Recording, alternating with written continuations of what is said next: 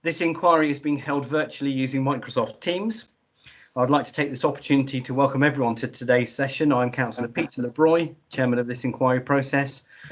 I'm joined by Councillors Mike McLenning and Jane Pascoe. We hope also to have Councillor Lee Frost and Councillor who I believe are on their way to the meeting. Because there's three of us, we are deemed to be quorate, so we'll carry on.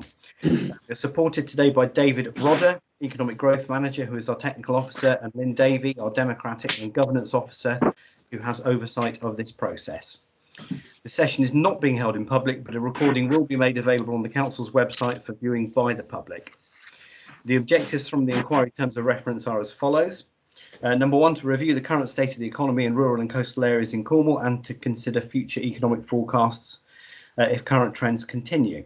For example, the sector mix, economic performance, employment, salary levels, population levels, and so on.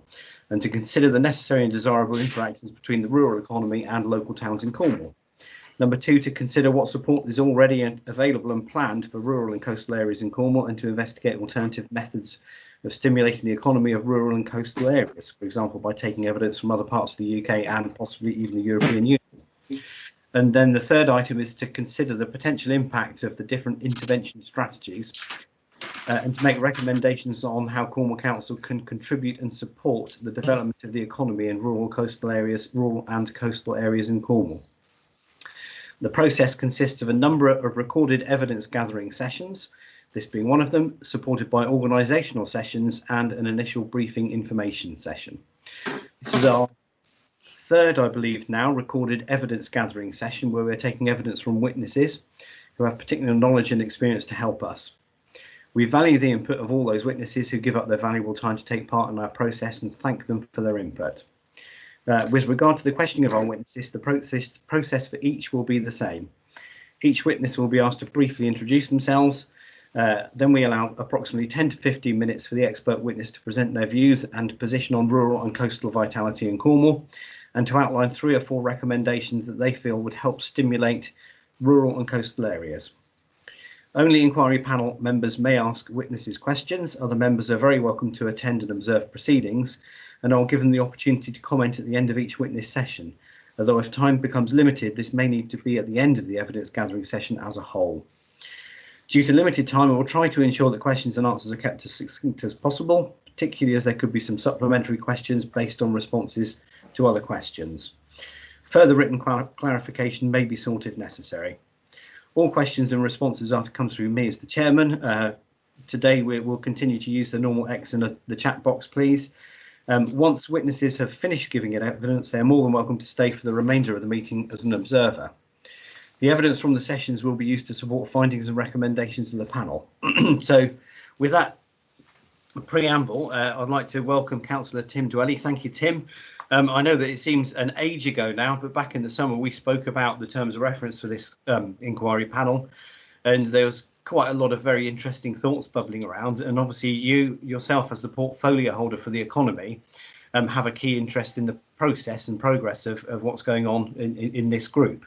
And obviously as an individual, you're particularly interested in the way in which people work because you have experience from delivering Workbox, which I'm sure you'll tell us a little bit about as time goes on, and other valuable experience. So, Tim, you're very welcome. We're here. Thank you very much, Pete. It's lovely to see you.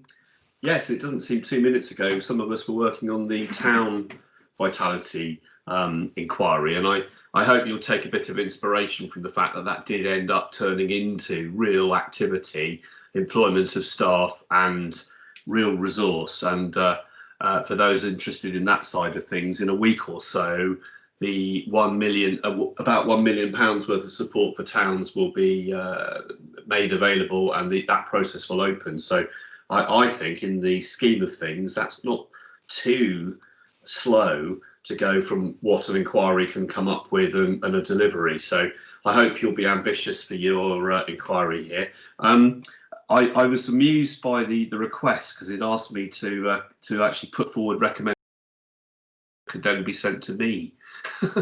So I'm in that weird situation where I'm almost being asked to recommend stuff that then lands on my own lap, as it were, and I'm very happy to do that. But obviously, I'm very obviously keen to hear what you're all thinking.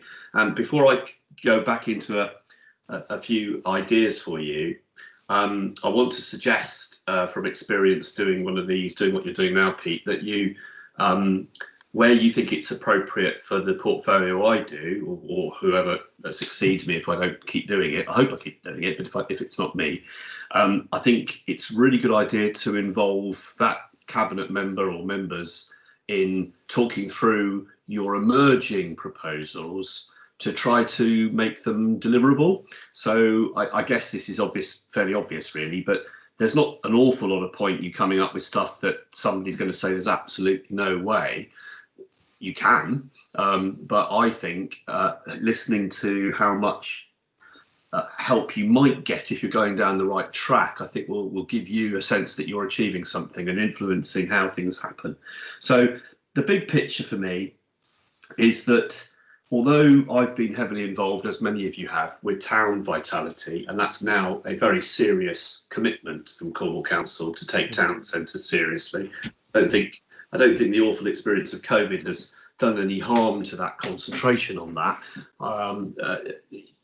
That's great, but as rural members will know, it's towns, and there is more to Cornwall than towns. And I just want to reaffirm that me personally and the cabinet are by no means taking the view that there's nothing we can do for villages.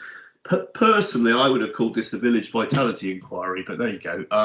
I don't think wasting too much time on trying to establish and say to people, oh, look, people who live in rural areas use towns is necessarily taking you very far.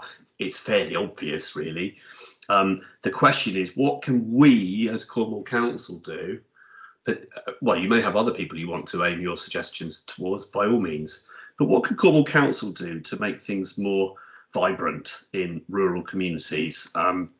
And that might involve some money, and it might involve some different approaches from how we use our staff. I do not have all the answers, but I've got some thoughts. In no order.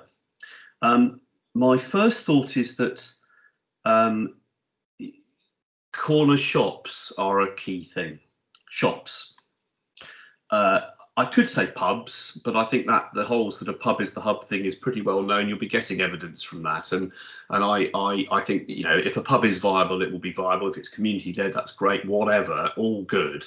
But actually, what we've noticed during lockdown, and people will be working from home more than before. And don't forget, sorry, do have a look at the incidence of home working in the census in rural areas. You will find there's a report called Under the Radar, which I did for the Countryside Agency as was many years ago. And all right, the data is a bit dated, but what you'll see effectively is that home working is significantly more prevalent in rural areas.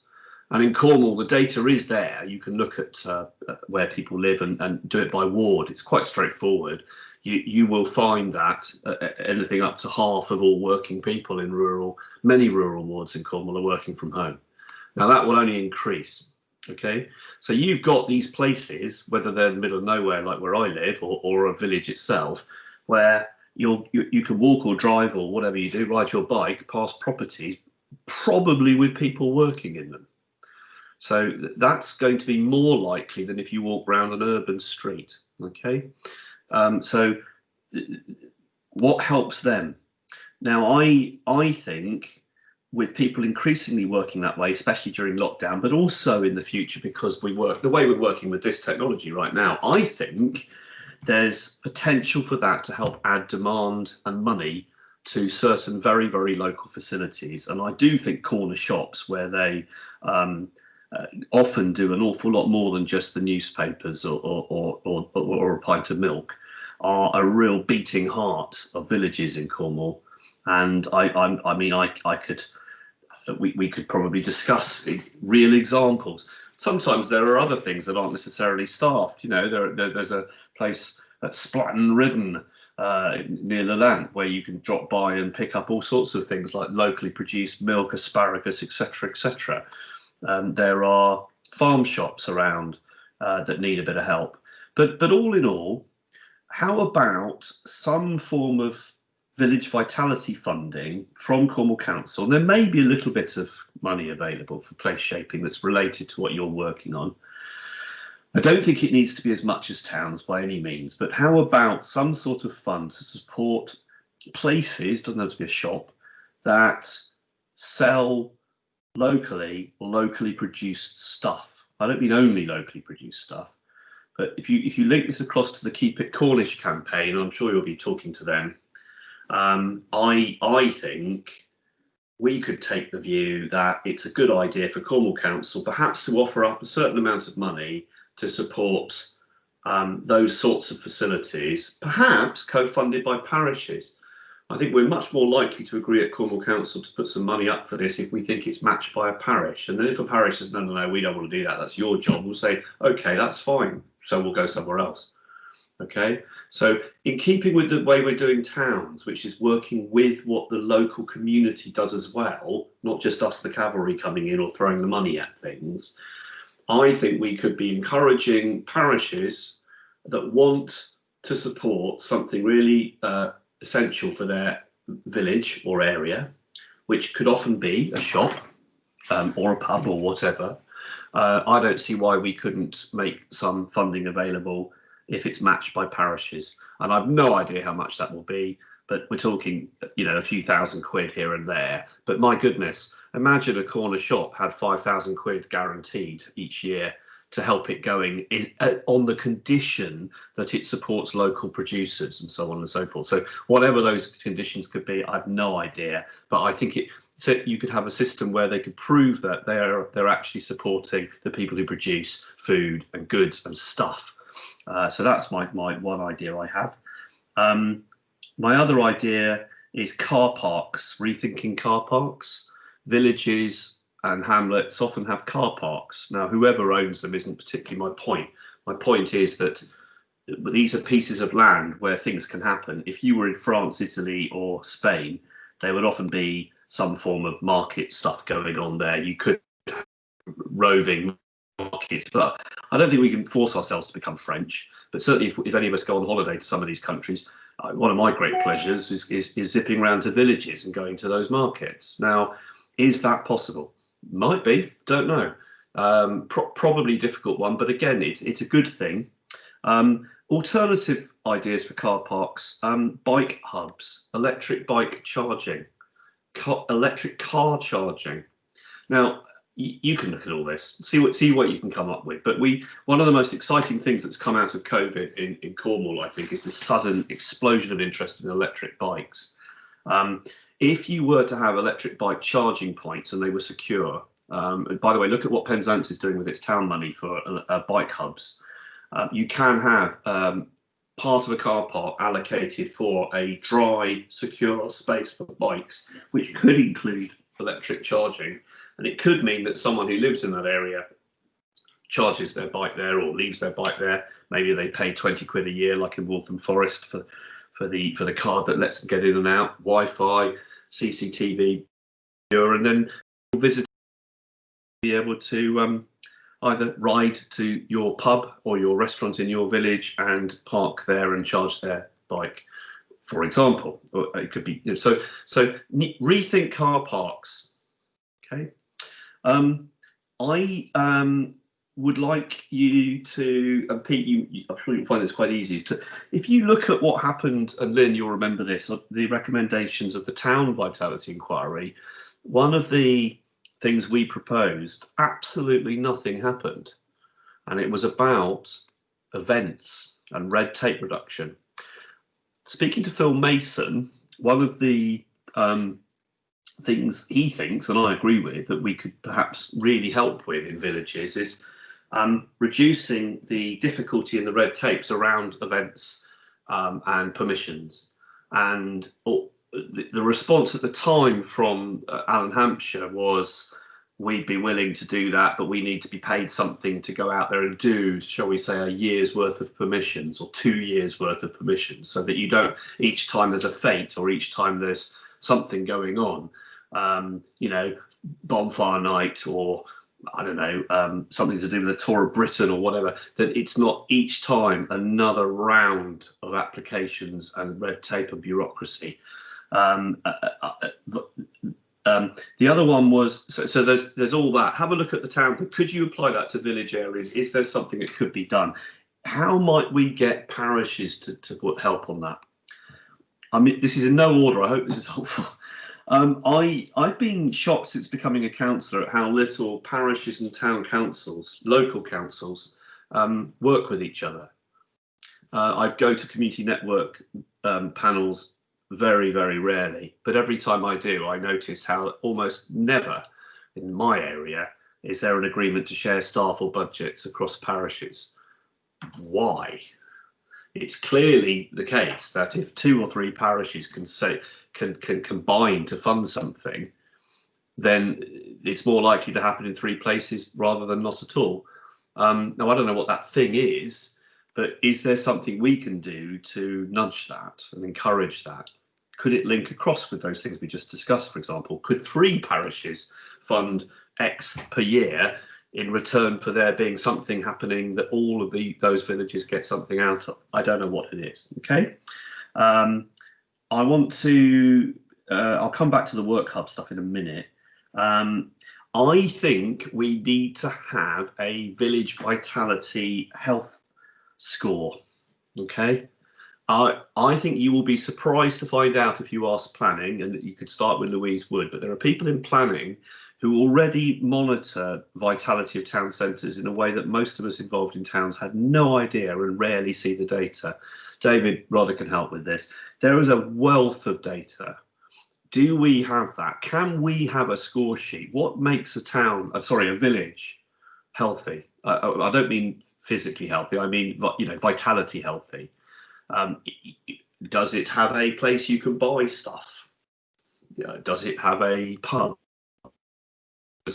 Whatever you think that is, I bet other parts of the country have done that, and I suspect it would be a useful thing to work with parishes and with CALC on this, and maybe monitor. Maybe we could look at helping to support some work on that, so that we have a sense of how villages are doing. It might be only the larger ones, I don't really know, but I mean, if you think there are places, I'll go back to my point about shops. Let me give you a classic example, is that Constantine, the whiskey shop in Constantine. It's not anywhere near where I live, but everyone knows about that place. That's an amazing spa shop, isn't it? What an amazing thing to have in a village. We could be looking at which villages are thriving and find out why, and which ones are suffering and find out why. And somebody somewhere could do a pretty good job at helping the ones that are struggling to pick up some good ideas from the ones that aren't. But I do stress this, overall at the Cabinet and Cornwall Council, the view generally is that we don't have a crisis in the villages. Villages are doing pretty well compared to towns, but there's no reason they can't do better. And like I say, you have under the radar people working from home who could very easily be spending more than going. My other little, this is my favourite idea. If villages have allotments or similar, or even people are growing stuff from home, how about a allotment supermarket Saturdays? Right? Yeah, this is just mad, but I like it. So on you go down to the allotments, and the people who grow stuff there sell you stuff. How about that? That'd be nice, wouldn't it? And maybe people who grow stuff at home could turn up as well. Maybe there's a car park not far away it could be used. I think things like that could be great fun and wouldn't involve any particular amount of money, I don't think. Maybe something to get it started up. It'll all depend on the kind of people there are in a given area and if they're willing to do it. But I like the idea that people are buying and using locally produced food in particular. And we do tend to be, you'll get this more in the old-fashioned way, that the annual fete or something and all those sorts of things, which absolutely fine. But there are more modern ways of doing this. And there's a hell of a lot of people interested in this, and food miles and all the rest of it. And it links to keeping it Cornish, that campaign. So that's my favourite idea, is people, where there are villages with allotments, that they become shops. And I don't mean a shop is set up, I literally mean people sell it there, right? This is a car boot sale for vegetables. Right, my only other one at this point is this. Back on my work hub workbox hat, wearing that hat. For many, many years, long before I set up the two workboxes I run, I had experience of how people do this across the country. And I've frequently been asked, why can't we do this in our village? Why can't we use the pub, etc., etc.? I'm skeptical. I don't know that we are helping our towns, particularly if people don't ever go in to meet other people. The places I think people are most likely to collaborate are more likely to be those sorts of places in towns, in my opinion. That's not to rule out this sort of stuff, and there might be scope, for example, I don't know, the National Trust or some of our landed estates might want to set something up. But the risk with those things is that they would only become car reliant places that people would drive to, and there probably wouldn't be very many people there. So actually, the idea that if you live in, I don't know, maybe St Agnes is too big, but an example, but let's say you live in Leeds town, because Loveday's here, or that kind of area, or somewhere like that, or Wendron, and you work from home, and there's a little work hub tried to set up somewhere. Chances are it won't be viable, and one of the reasons is that you need a certain number of people before these things stack up.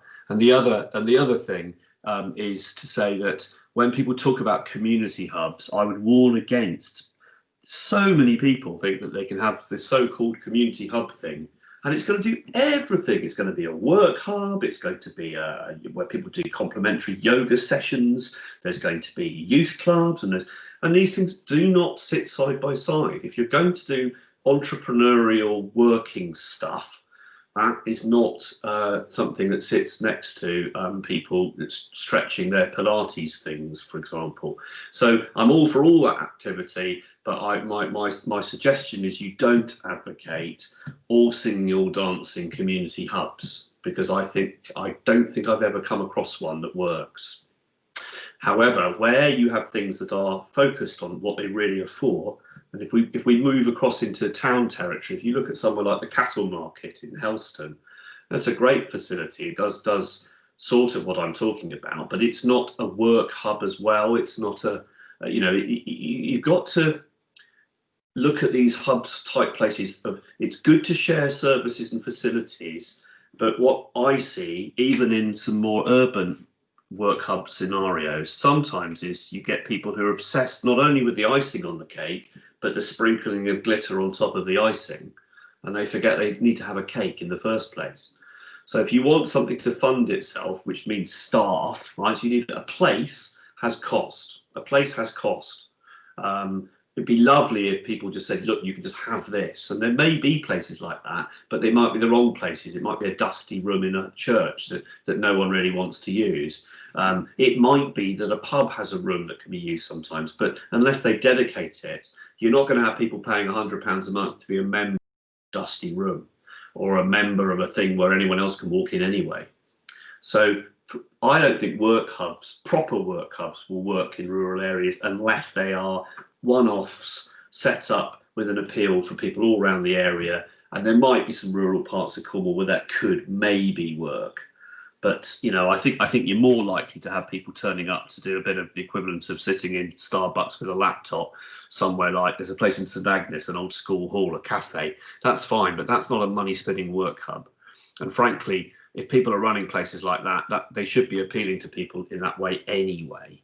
So please beware the all singing, all dancing community hub ideas, which aren't going to stack up in terms of the core of what they do. Each of these places, in my opinion, needs to have a core activity, especially at village level, because there won't be that many people otherwise turning up. So that's it from me for now. I'm certainly bound to have more ideas.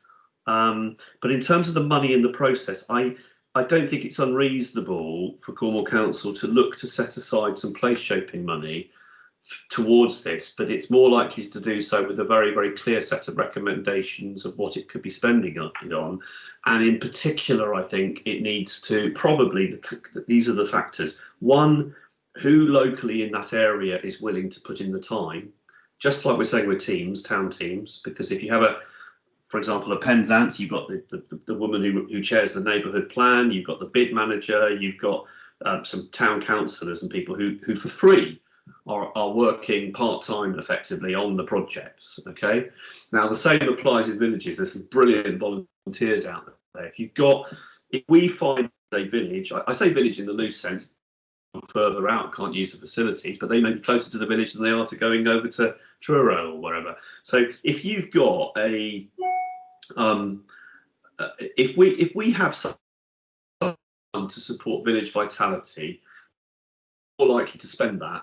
One, if there is a clear sense that there is local activity and people willing to put some time in. I wouldn't go so far as to say a town board. No. You don't need that. But some kind of group of people who really will bother. Secondly, a parish council willing to get behind this stuff, including with money, right? And then thirdly, something good to fund. And you're going to be looking at what those something good to funds are. And that for me, I can sell, I think, to Cabinet, depending on what you will come up with. And I'll end on this, that there's some other lateral thinking is to look sideways at other things happening, like the SIL money for low carbon infrastructure. That could be, there's about 600 grand we're looking to shift quite soon on that.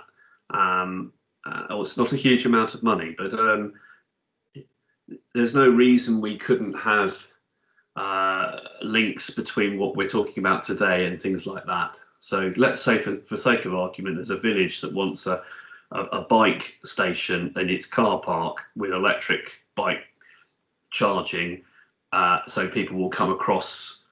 Well, people are already hiring electric bikes in St Ives, and they're going to visit Zena. Let's say Zena wanted a bike hub, so people could ride their bikes to the Tinner's Arms at Zena from St Ives, etc. Electric bikes, and charge them while they're there. I don't know if that's a great example or not, but you know, that could be potentially eligible for something from us to support it. It might be a one-off thing we do with the parish, so rather than every year. It might then be that, in fact, that would be a good idea. That could work, yeah. And it might be that there could be another form of funding available, like SIL for stuff like that. So there you go. I could go on for hours, so I'm going to stop there. Blimey, Tim, thank you very much indeed. You are a veritable ideas factory. As long as some of them work. Yeah. What we need to do is to turn your ideas factory into a sausage factory that actually does make sausages. Yeah. Right. I'm going to go to Mike McLenning first. Tim, we listened to you again today, and again, after what you did yesterday, I'm supporting you again with most of your points this afternoon. Couple of questions, well, more than 2 questions, but with car parking in my division is a nightmare. We haven't got anything spare, because I've introduced more yellow lines because the residents asked for them. So that's happened, and now I'm getting kicked in the goolies for not having enough car park space. I had a meeting with Johnny Hawkins this week, who you know lives in my division, and we've come up with an idea that we can't develop St Stephen anymore because there wants to be a pharmacy in St Stephen's, which is causing me grief at the moment with the locals. But we're talking about perhaps he could get a bit of land just outside St Stephen, but drivable to, where he could build a small shopping centre, you know, like 6 or 8 shops with off-road car parking.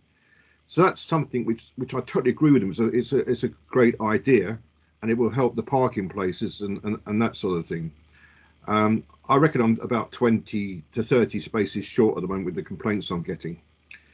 With regard to other ideas, if you're saying about setting up people having a local supermarket day, But you said earlier, which I agree with you, that we're tending to buy more locally where we can, and we're sort of robbing Peter to pay Paul, if you like. We've got so much being offered to us again now from local farm shops who will deliver and to go there and so on. So I don't think if we did anything else, it could dilute what's going on at the moment with respect.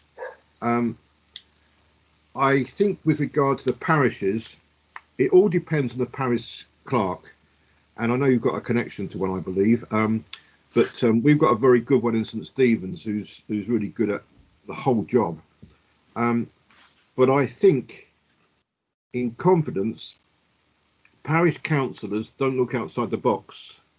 We had a parish council meeting last night and we had 35 minutes on what lorry or van the guys who do the grass cutting should want. And I'm sitting there thinking, I've got so much to do, what am I doing here? So they're not thinking outside the box because, they will say they're volunteers and we go around the table and say any questions from the division and I tell them, because whether it's my job or not, like you, I go around and I see everything. So sometimes I'm not certain of the role of a parish council. We have tried to get other parishes involved because of lack of funding on certain things like enforcement. We've looked about employing our own enforcement officer, but there seems to be so much red tape, and I don't know what that red tape is, Tim, at the moment. They're saying we can't do this, who's going to go on their payroll, but to me they're simple things that we can overridden quite quickly, I would have thought. I could be wrong, but I think.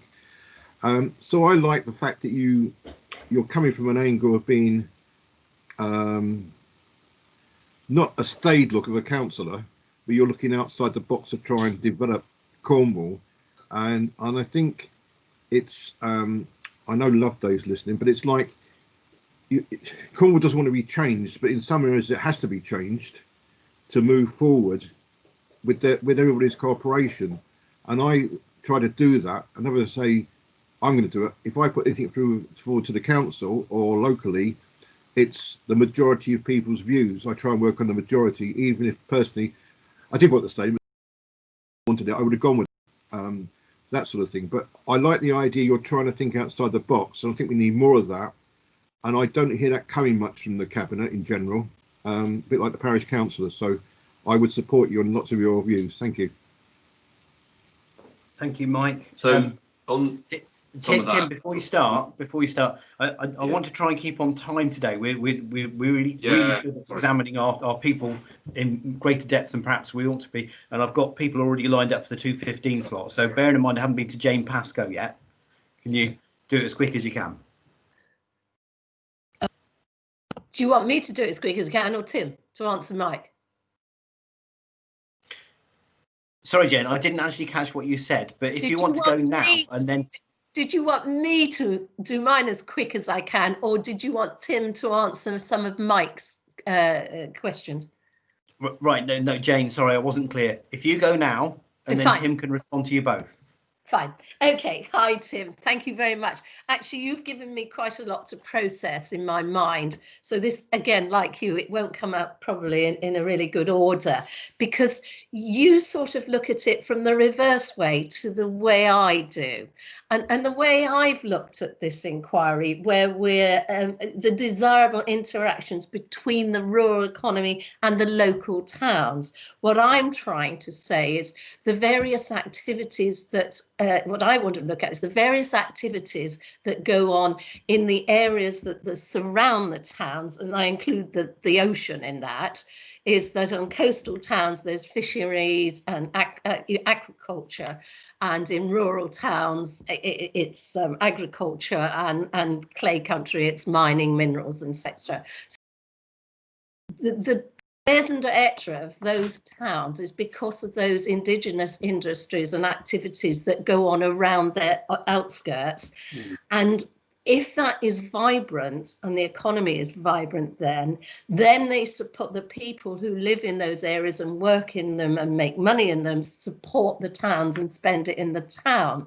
So yeah, I thought I agree with all your ideas about local produce, but what I wondered if you thought of is the support for, let's take what I know about a little bit about is the agricultural side of things, because that's what happens in the whole of southeast Cornwall, is somehow supporting that industry with rural hubs so that they're selling their local produce either in or on the outskirts of a town, which would then help bring footfall back into those towns and also make them vibrant.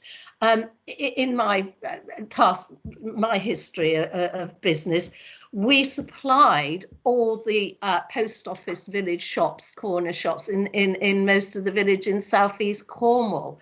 Of course, once the supermarkets came along, one by one, they all closed. So really what I'm saying, instead of trying to set up setting up hubs in the various individual villages, what do you think of having a rural hub, say Liskeard or Callington or those sort of on the edge or in those towns, that those villages we can showcase, have a platform for their sales, promote their produce, etc., and things like that. That's really the way I see, by having farm shops and village shops scattered on the all over the hinterland, we're actually displacing any trade and footfall that may have come into the town centres.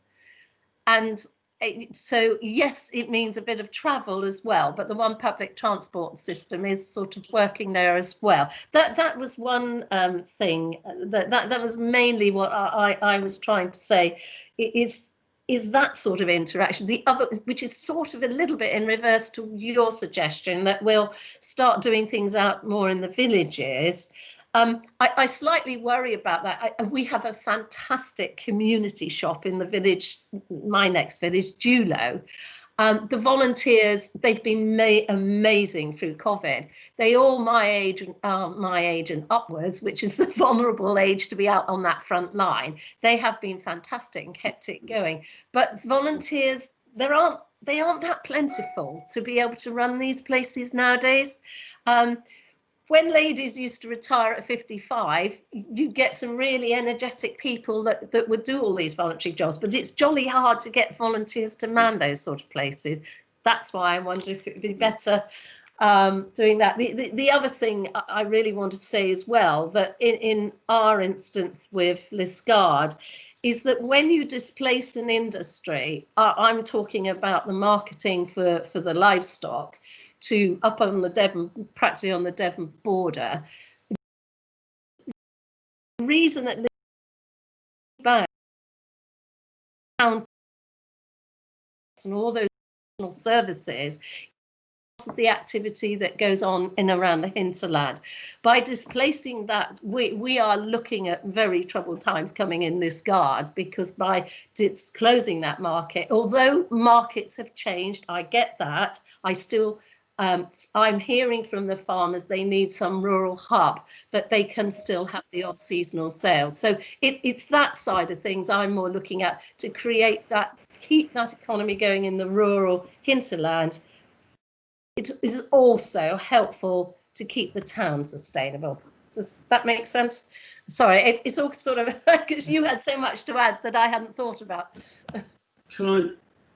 Right, you're going to want me to be quick now, and I'm happy to come back to you all.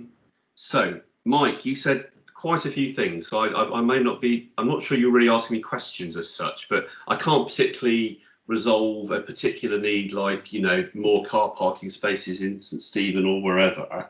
I don't know the answer to that, but I think on the some thoughts generally here, back to both of you. In terms of the towns and stuff going on in towns, we'll you know, Jane, your inquiry here should be looking at what Cornwall Council can do. Cornwall Council cannot stop agriculture radically changing because of, say, Brexit, obviously. And I take your point entirely about towns being a great place. The market town principle, of course, you know, the old cattle markets, now there's one in Penzance going to be a creative industries work hub of kinds. The thing in Liskeard, you know, things change and there are different forms of market towns. But that stuff's not this inquiry. I mean, you may want to look at that, but I think, frankly, that's down to the process of town vitality. And if you want to advocate that town vitality funds are used for that sort of stuff, fine. But in terms of the the key thing about the villages is, like I said before, or rural areas, way more likely to have people working from home.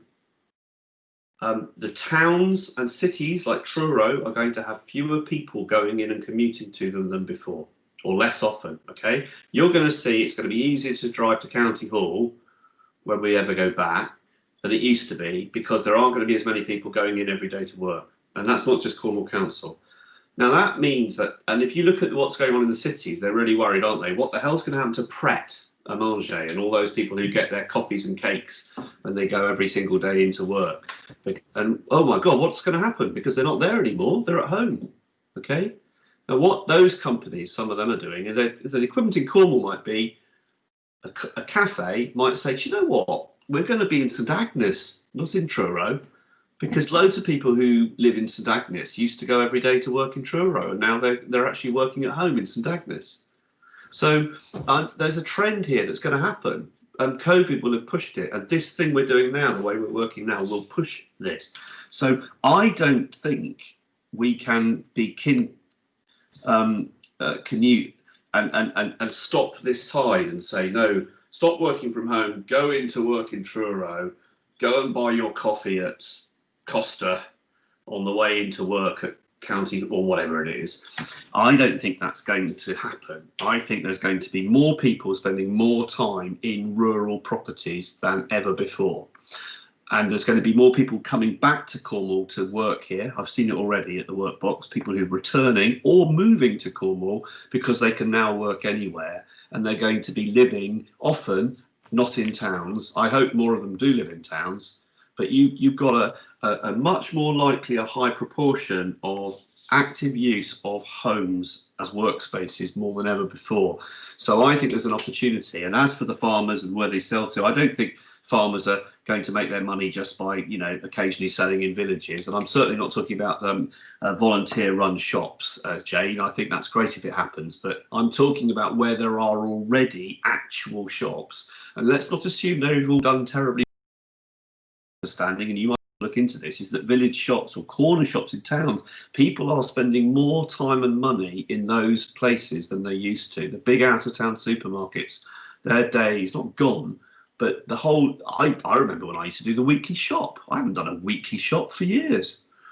This is not patterns of spending. Clearly people are ordering things online and they're being delivered. I completely agree. But I think if you were to do this analysis of villages and their strengths and weaknesses and their health, their vitality, we probably have an amazing array of wonderful things in villages that people might even want to visit, part of Visit Cornwall. I mentioned the amazing whiskey shop in Constantine. I could go on. We all know some of these things. There are, you know, look at Travaskis Farm. Unfortunately, it's not in a village. It's a car-based experience. Tim, I'll shut up. You're in full flow, and it's so entertaining. I really don't want to stop you, but I'm acutely aware that Mark Quinn and Walter Wonnacott have joined us. And both private entrepreneurs, we do value their time, which they're giving to us free of charge. No, I will be quiet and listen. Okay. So before I move on, Tim, thank you very much indeed. That's all right. Enjoy. I have to say, every time I speak to you, it's sort of quite inspirational because you always have so many ideas and they all sound quite good. It's just a question of picking the right ones and making the right ones in the right order. So I think if I could be so bold, you obviously had a list of things that you worked through with us. Would you prioritise the top 3 or possibly 4 and let Lynn have those? Would that be okay? And we certainly won't lose sight of all of the ideas. No, but I'll tell you what, Pete, I've given you those. I want you to prioritise the best ones I've said, and because your job is to decide what you're recommending. I think I'm going to let you do that, because otherwise, you know, I just sit there writing your stuff for you. I think you should be deciding which ones you think you want to recommend. That's not me. I'm happy to talk to you outside this meeting, Pete, and I'll do some writing up for you if you want. But I'm hoping you can capture their stuff, and you can then choose which ones you want to spend more time with me on. Thank you. Okay, I understand. Thank you, Tim. Thank you. Okay, so Mr. Mark Quinn and Mr. Walter Wonnacott, thank you very much indeed for coming. Welcome to our meeting. I personally, for the rest of the panel, are known to both of these gentlemen. Mark, as I'm sure, will probably introduce himself, and he'll tell you he's an entrepreneur who is running regenerative or electric power from wind turbines, and Walter is his wingman in terms of the planning permission and the rules and regulations side of it. So you've heard how this sort of goes, guys. But we've got about 15 minutes or so for you to just have a chat from your point of view, and then we as a panel will come back to you and ask some further questions if that's okay. So Mark, if you have a few minutes, and then if you want to interact with Walter at all, obviously do that as we're going along, and then what we'll do is we'll put some questions to you if that's okay. Thank you. Okay, yeah, well, thank you very much. Yeah, basically as a bit of a introduction, so I've got quite a lot of wind resource locally here to me on my farm. So we diversified and started with one wind turbine and have built up quite a large scale operation, really, with several wind turbines around the North Cornwall area, which is fantastic because it's a very windy place. We then further went on and invested in a 20 megawatt store site, which is a short-term operational response site for backup for the national. And there is which is power generation, which is called upon. I think it's got 3 seconds from which to jump into action and produce electricity. Very interested in renewable energy and the benefits of that for the Southwest and Cornwall in particular. I think we've only scratched the surface of the benefits of renewable energy. I wish that there was work to again, because obviously subsidies have pretty well disappeared. But even now, without subsidies, we can still go on and develop sites. But we need to be a little bit more ambitious, I think, going forward. There's fantastic sun, fantastic wind in Cornwall. And I think that going forward more, there is great benefits to employment through, instead of putting the electricity that's being produced through renewables into the grid, by actually putting the power into production of a stable fuel that can be, I'm thinking about hydrogen, that can be put into vehicles and moved around the roads and further being used as a road fuel. So I think that there is fantastic opportunity for employment in this area, which probably would be beneficial to having good skilled employment to build and carry on with hydrogen power, which I believe is just around the corner. Everybody's looking for some sort of a fuel to power the next generation of vehicles. Batteries at the moment are discussed, and I know lithium has been mined, or hopefully in Cornwall. So again, that being an incredible resource.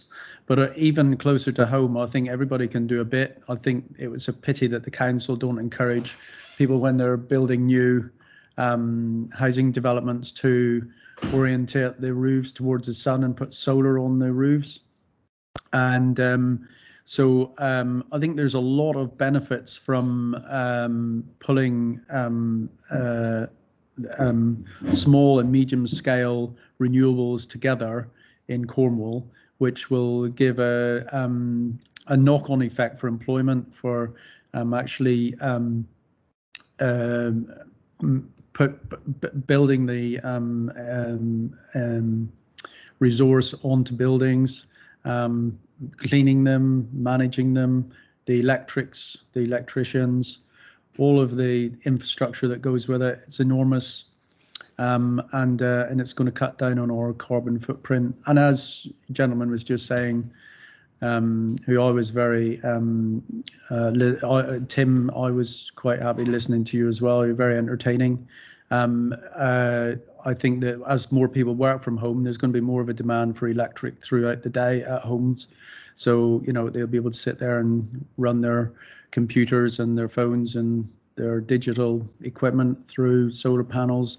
and battery technology going forward. So I think it's something that really should be tried to be encouraged more and more and more, and particularly in new builds in houses. And that there, as regards ourselves, we just want to do more wind turbines. It's a fantastic resource we've got. It's windiest part of the country in Cornwall. As a general rule of thumb, when we put our first wind turbine up, it was deemed that by some people that perhaps tourists wouldn't come back to Cornwall. It would cause all sorts of problems with animals and birds, cows not milking. People having accidents in cars as they drove past. It's all come to be false, really. I think we're very pleased with what we've done, and we would look to try and do more, really. And the offshoot from that for a small company like ourselves is all the local employment that is to be had from this. I'm quite happy to take any questions you want to ask me. Yeah, Mark, one of the things I spoke about when I was with you that absolutely fascinated me was the payments that you receive for the power that you produce compared to the payments that we have in place for nuclear produced power. Now, I think we all understand the need for there to be a backup when the sun doesn't shine and the wind doesn't blow. But if you just touch on that a little bit for me, and could you also talk about the principles of the supply network and how difficult you actually found it to enter the network, and what could be done to help much smaller schemes on perhaps smaller agricultural areas, perhaps, and also maybe if you could talk about the principle of communities benefiting from power produced locally as well, which we obviously can't do at the moment. But if you just give the panel some information on that, because those three things for me are really interesting. So yes.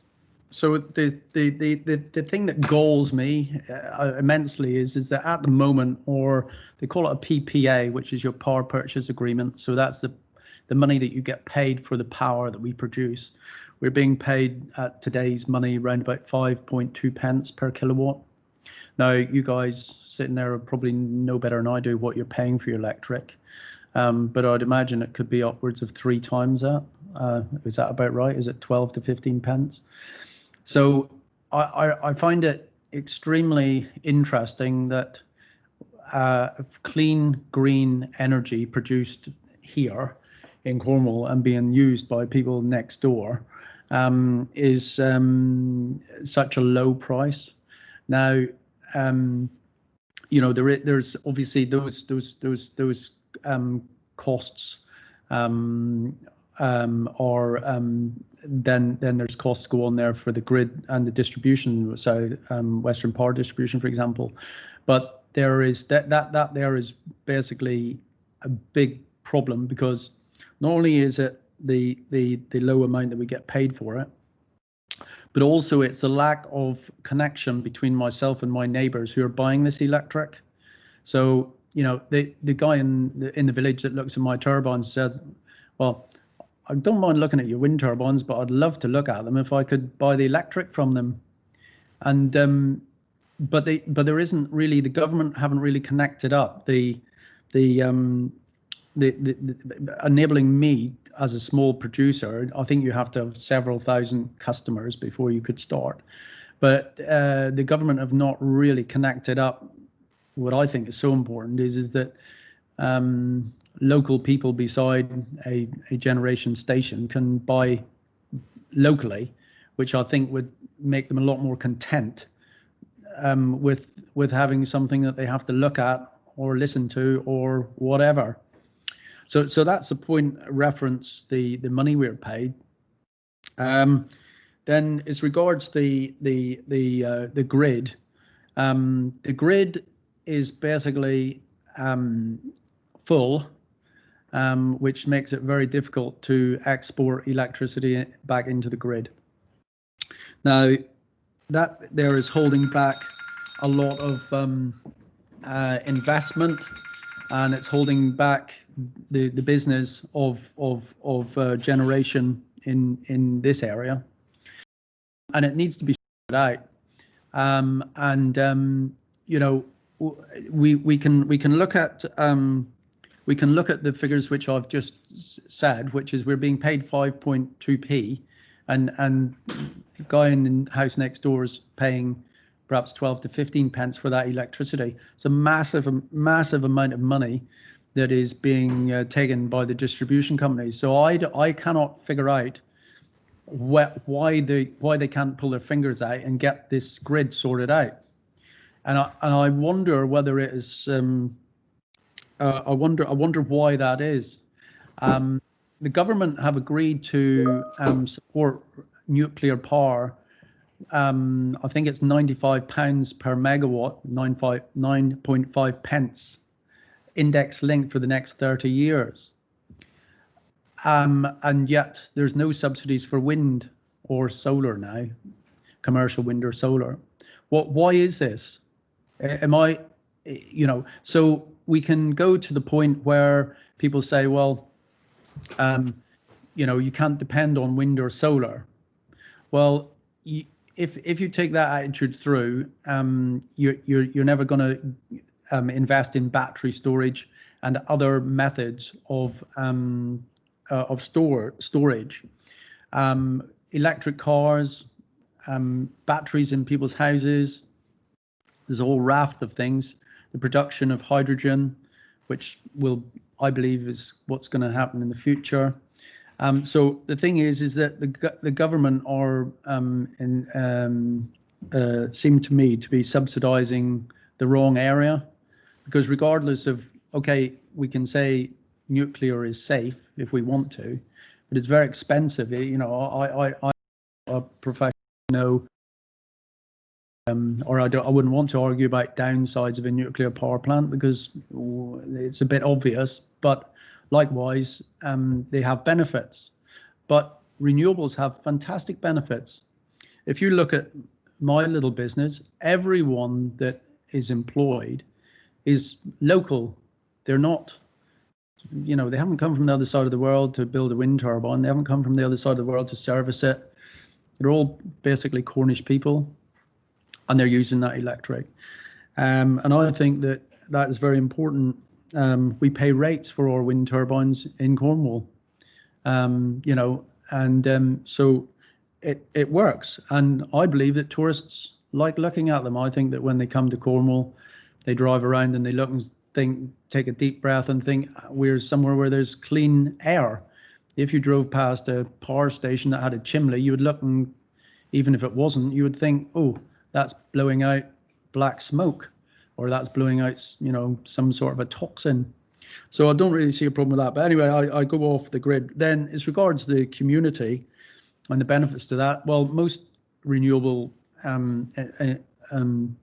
installations give some money for local community benefits.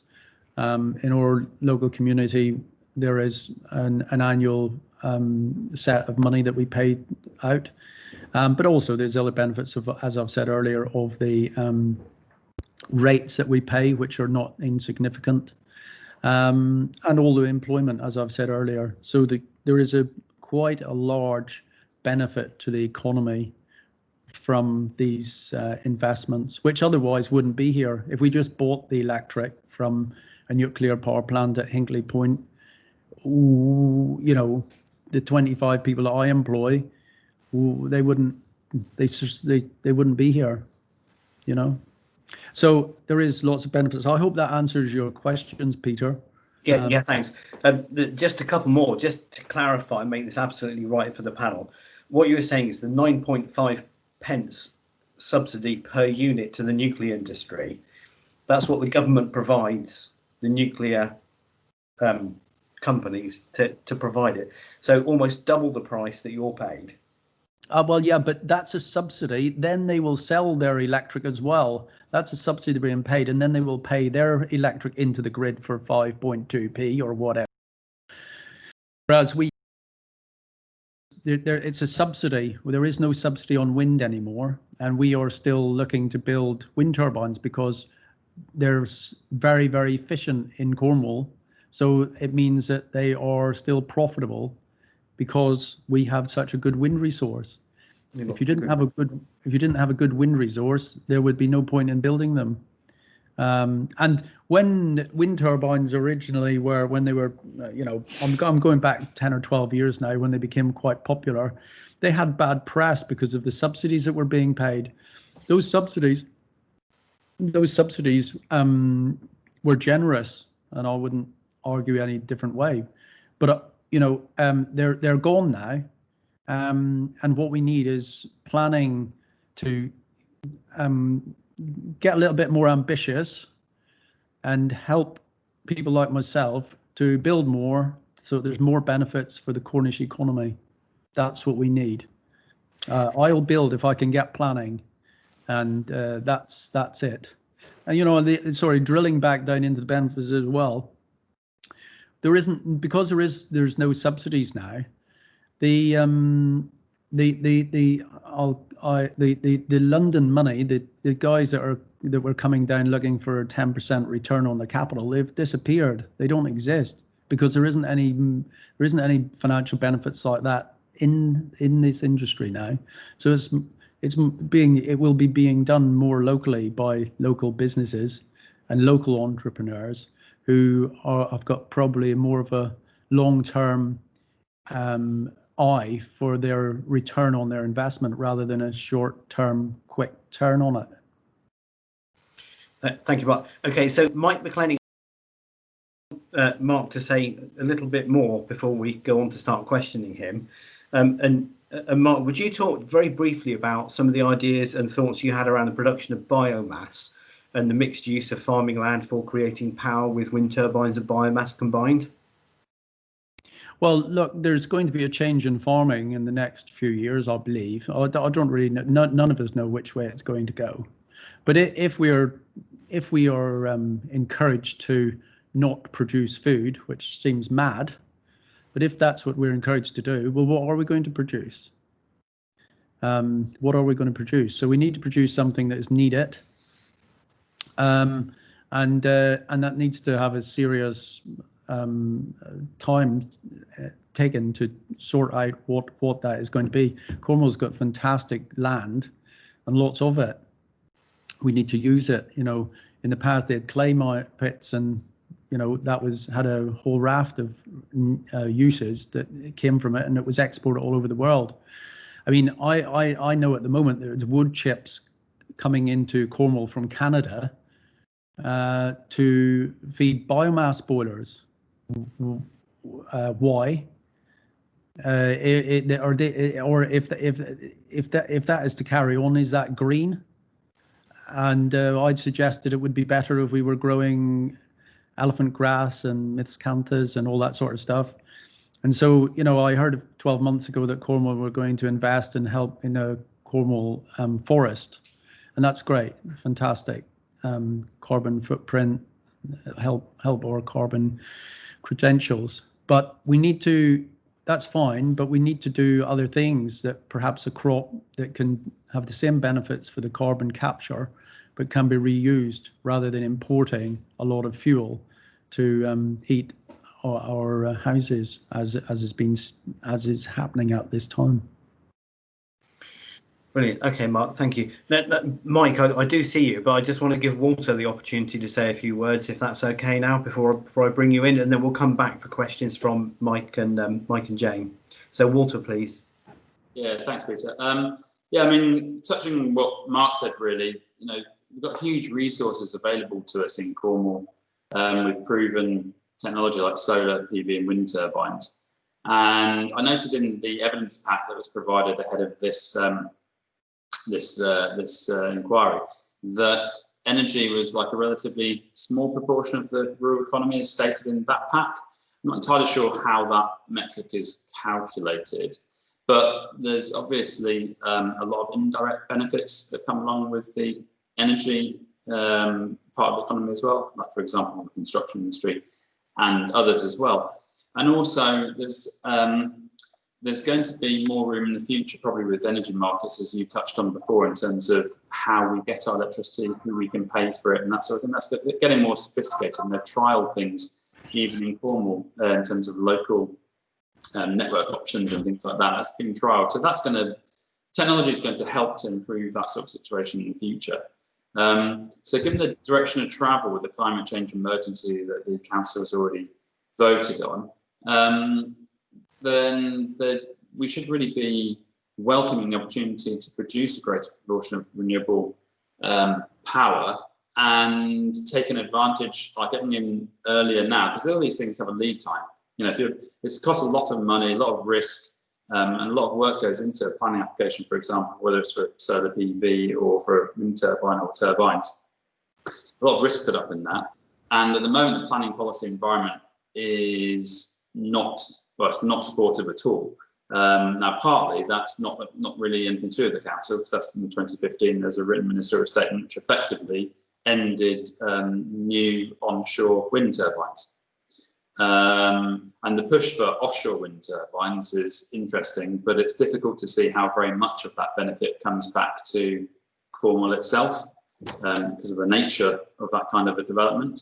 But in any case, Cornwall Council does have an opportunity to take a lead, and one of the recommendations that I would put to the panel today is to support what's already going on, but just to add weight to it, which is to recommend that weight is placed on advancing a far more ambitious approach towards the climate change DPD, the development plan document that's currently being processed. I've been a stakeholder in that, and I've participated in the meetings with that, and I'm quite pleased with the direction of travel of it.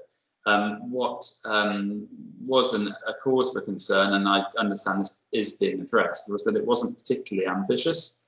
If there either is a climate change emergency and we have to do something about it, treat it like an emergency, or there isn't. And Cornwall is incredibly well placed to be able to take advantage of that because of the resources we have, and because it's quite a large county and not that many people. You know, urban environments require a lot of power, but you can't put large scale solar, you know, there aren't the fields to put them on that you can still use. You can't put wind turbines near to houses. You know, this is where it goes. Two problems we have is one is in the planning system that is currently being addressed, but I would strongly urge the panel to recommend a more ambitious approach under the climate change DPD. And the other one is in relation to grid. And Mark's touched on the grid issues. It's not necessarily that there isn't the grid or that there won't be the grid, but there's the cost of it is a large problem. But you know, technology moves forward apace, and battery technology, and especially hydrogen production, that's likely to be, you know, the next phase. So it may be the case that if Cornwall can't export its power that it's producing via renewable sources directly through the power lines, it might export it in different ways, i.e. through hydrogen, for example. You know, agricultural vehicles, buses, commercial vehicles, in many places running on hydrogen. That's probably going to be, it's quite an easy, straightforward fuel for the future that doesn't involve batteries. And now that might not happen, but if it does happen, Cornwall's got a unique opportunity to really take a leading role in that part. And in my view, and in Mark's view, obviously, the benefits to the rural communities which house this kind of development can be significant and could be much more significant in the future. But to do that, we need that policy support. A low-hanging fruit, if you like, the low-hanging fruit would be repowering. And at the moment, planning policy in Cornwall's local plan is quite limited in the way it's being interpreted for repowering wind turbines, limiting it to a particular site. Work's going ahead to maybe allow some flexibility on this, but that's a fairly obvious example where there already is wind turbine development, and that could be repowered to be more efficient, produce more electricity without having very much impact. I mean, there are going to be impacts from having more renewable electricity production, and some people love that, some people are indifferent, don't like it, but there will be more impacts, but that's something that ultimately the members have got to embrace, to either be ambitious or to not be ambitious. And there is no real middle ground, because the middle ground doesn't allow people like Mark and others to put forward their time and their money to put forward applications to make this sort of development possible. It needs that planning. Without that planning platform, without that planning potential to get through these sorts of development, it's just not going to happen at all. It may not happen as much as we might like it to, even with that planning support, but it's not going to happen without it. And the other thing I might recommend would be to also to encourage either in the climate change DPD or through a subsequent document, and certainly when there's ultimately the local plan, heaven forbid, gets revised again, but when the local plan, the new one comes through, is to make it a clear policy provision, this may happen in the climate change DPD, but make it a clear policy provision to be supportive of innovative technology development that that is ancillary to or that relates to renewable technology, to make it easier for people like Mark and others to put forward ambitious, innovative energy related or renewable energy related projects without the concern that this is just doesn't fit within planning policy at the moment, which it doesn't clearly fit within planning policy right now. And it's a great opportunity for Cornwall. And you know, the sooner that this is acted upon, the sooner these sort of things can come forward. So I just want to stress really that there is work going on. I do appreciate the work that's going on in this regard, and I think that's very welcome. But I'd strongly encourage the panel to apply as much ambition as possible to that climate change DPD, and to encourage it as much as possible to be bold and brave, because there will need to be a little bit of bravery, because some people who don't like this sort of technology have, in my view, disproportionately loud voice in the debates that ensue. And I think a lot of people would support it, who just don't necessarily make their voices heard. Thank you, Walt. I don't know if I'm in a minority, but I actually find wind turbines a thing of beauty. The fact that they have got a very graceful shape, a very graceful movement, and they're actually producing power that otherwise would be produced in perhaps a negative way for the environment, I think is a double win. Instead of the Angel of the North, which is a beautiful monument statue up on the side of the A1 in the north of the country, we could have clouds of angels of Cornwall, all gently turning round, supporting that this production of energy at effectively very little cost to the environment. So anyway, to my panel, I've got Mike McLenning first, please. I'm afraid it's another subject that I'm so naive about. You know, I turn my electric switch on and that's it. But how many people are actually involved in your business, Mark? You say the employment. Well, this is the thing. If I've got a diverse business, which is this offspring of the diversification of farming. So I'm a farmer. Yeah. Diversified in 12, 15 years ago into wind turbines, and throughout that period, investments which I would have put in was probably somewhere in the region of £15 million. So then the offspring of that is that going forward, we're at a little bit of there's engineers. I've only got one guy that assists me, which is an electrical consultant who doesn't live in Cornwall, but the service engineers, people that do maintenance on my turbines. There's people who monitor the turbines, are dealing with my PDAs, you know, in the office that deal with selling the electricity. There's several people involved. The offspring is that the investments which I made has a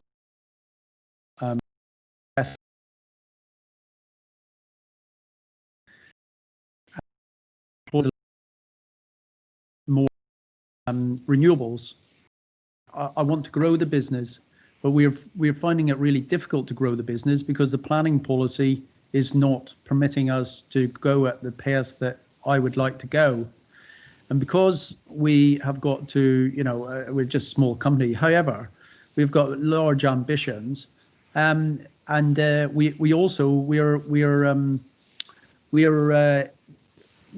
not. I don't want to insult anyone, but we're not London money. We borrow our money locally, and the investment, even from, you know, the interest and what have you, goes back again. So there's a lot of benefits to the county for the investment, or for the renewable resources that have been built in the county. There's Okay. a lot of offsprings. So when you started, the returns are better, obviously. Yes, when we started, the government subsidies were generous, and that was probably round about the feed-in tariff scheme. And the feed-in tariff scheme came in 2011, I think. Walter probably knows exactly, but I'd say it was late 2010 or 11. The feed-in tariff scheme came in, and it was very generous, and it was completely daft. It paid more for smaller wind turbines and less for large turbines. So, in other words, it encouraged people to put wind turbines where they shouldn't have been put. Yeah. I'm generalizing. Yeah, no, I agree. I understand. You know, so therefore, if you had a site that wasn't windy, you could still make money out of putting a wind turbine up. That day's gone. There is no subsidy. So unless it actually works financially, I've got some other method of making a return, or you're not interested in financial return, you're not gonna build it. You know. So is it the unknown, the number of people that you actually benefit from your electricity that you generate? No, yeah, I wouldn't know who they are, but basically speaking, a 500 kilowatt wind turbine produces here near Camelford, where my turbines are. They'd be producing enough electricity for, I could work out an average house. I can't tell you now exactly, but there's a benefit of the green energy that's going into the grid. Yeah, but I think I get questions like, I sound like Jeremy Corbyn. I get a question from John from Camden, who might say to me, Mike, they're fine, but my electricity doesn't go down. I mean, people thinking within my area, and they're pretty bright, middle class England. Well, we don't gain anything of benefit from the wind turbines. Yes, and the way that I would answer them is that it's such a shame that I can't sell my electric directly to them, because then they would. Yeah. You're talking about financially now. You're not talking about the benefits of having a green source of electric being produced. Yeah. But as I say, I'm getting 5.2p today. Yeah. And the people you're talking to are paying 15. So I've gone and spoke to Scott Mann, but he didn't take it any further. But I asked him to get me a meeting with the energy minister, so I could advise them perhaps that they need to find a way of enabling someone like myself to sell my electric directly to my neighbours or to people within the county. Yeah. Not to upset the chair, I get more questions about bottom line finances than I do about the future, about green energy and that sort of thing. And I think, they all expect, if we see these wind turbines, they should be coming down. Now, thanks for your answers. You've helped me a lot in understanding. So thanks very much, Mark. Thank you. No problem. Okay, so Mike, just out of interest to you, but if it was never ever going to be financially viable, it would be very difficult to build another wind turbine. And I think what Mr. Quinn is bringing to this panel is that he can make it financially viable. So there is a future for relatively small scale wind production on farmers' land that can benefit communities. And could sell to us in Cornwall in the future. Yes. That's the answer, isn't it, as well? And if you said to everybody in Cornwall, look, you can have, if you were to suffer as many wind turbines as could possibly be built, but you can buy electricity for 5.2 pence a unit, I bet most people would say yes, please. Yeah. But anyway, thank Councillor you. Jane Pascoe, would you like to have a turn? Yeah, a little like Mike, this is not my field, but it's very interesting what you're telling me. And I was a little interested in the kinds of people you employ, and it's like most industries, there's always a spin-off. So you have probably more suppliers and providers that also benefit from what you're doing. So I do understand that. What I really wanted to know was what the skill pool. You talk about, I once heard that we've got all these wind turbines, but if something really goes wrong, an engineer has to come from Holland or Germany. And so what you sort of said there isn't quite true. You can install, there are people in Cornwall. Well, where the loop breaks with my system is that because the government have not supported wind energy over many years, the technology, the turbines are produced. My turbines are produced in Holland. Uh-huh. However, the engineers that are employed by the company who I bought the turbine from, in actual fact, it's quite strange, but they all live in Newquay. Right. I don't know, but they all seem to like surfing, and they like Good. they like to live in Newquay. I think there's 6 of them live in. They're employed to look after that type of wind turbine, but I believe there's 6 of them are Cornish or derivatives of Cornwall, and they live in Newquay. So those guys are there. But this is the thing going forward. They're called service maintenance contracts with a wind turbine, as there is with any machine. Yes. So you pay your money and you get a guaranteed availability factor. So we pay our money over for a service maintenance contract, and we are guaranteed 95% availability. So that means that turbine is available. It will not be broken down for more than 5%, or we get a rebate. But that has never happened. Our turbines are running at 99.2% this year availability. Yes. So they're never stopped. They work. They're available to work when the wind is there. But the benefits to Cornwall is that as these lads that are doing the maintenance on my turbine, they flourish themselves. You know, they go and buy houses, they go shopping. They absolutely. It goes on and on and on. And when we're building the turbines, obviously there's a massive investment then in groundworks and concrete, to go in the ground, and haulage, and there's all sorts of benefits. I know. But I don't think those benefits. That's a big lump at the time of the first installation. But I think that it goes on much more than that. I mean, the rates that we pay to Cornwall Council for our renewables are not insignificant, and that helps people that are from all walks of life, no doubt. So there is benefits, but I believe myself that this should be. I mean, it's not even wind turbines, but for example, dwelling houses. Why is there not a solar panel on every new dwelling house that's being built in Cornwall? Why not? Yes, I don't know why not, and it's a really good question, and it's something that maybe that should be coming into our planning policies, as you say, with the climate DPD.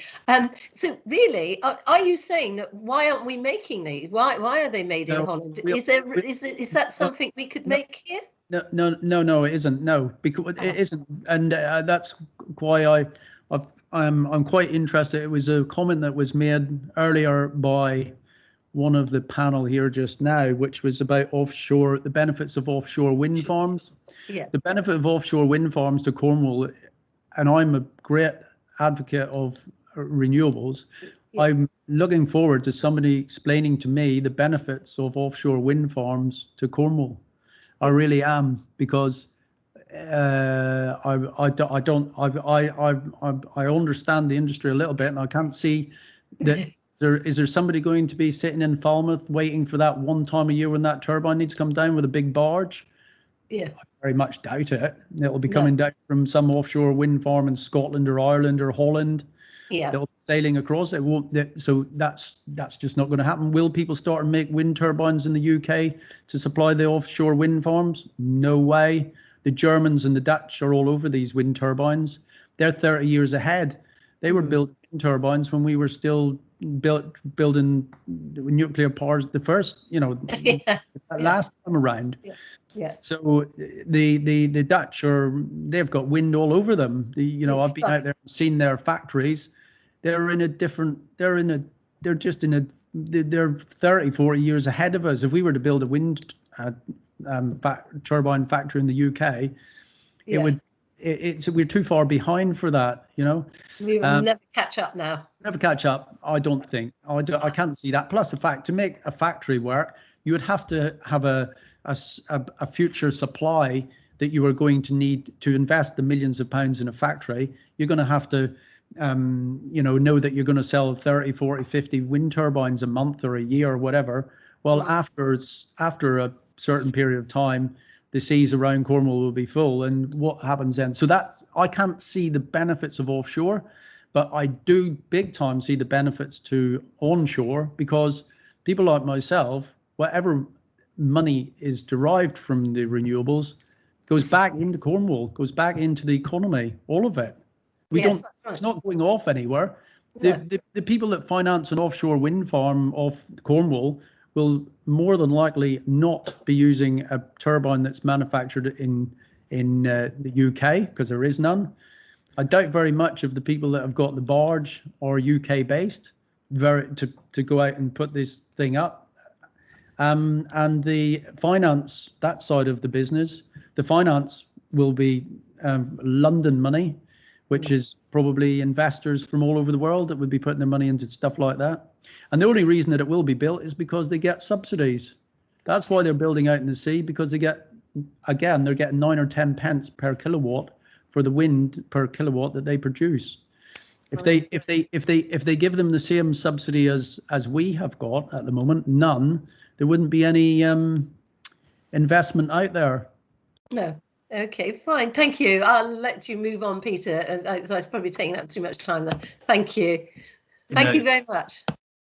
Thank you, Jane. So I'm just sort of like seeing in my mind's eye, Mark, so you would advocate relatively small scale wind production within communities throughout Cornwall where there is wind resource.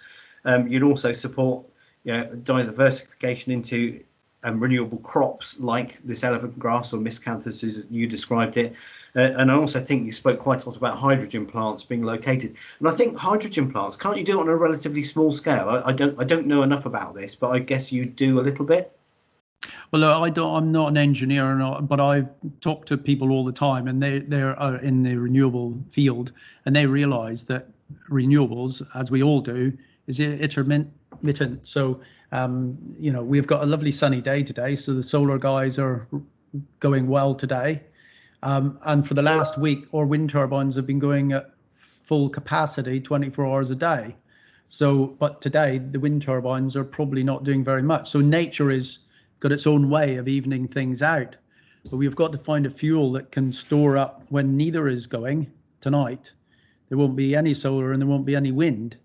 That's at the moment, that is when these short-term operational response sites will be pulled to make up the grid.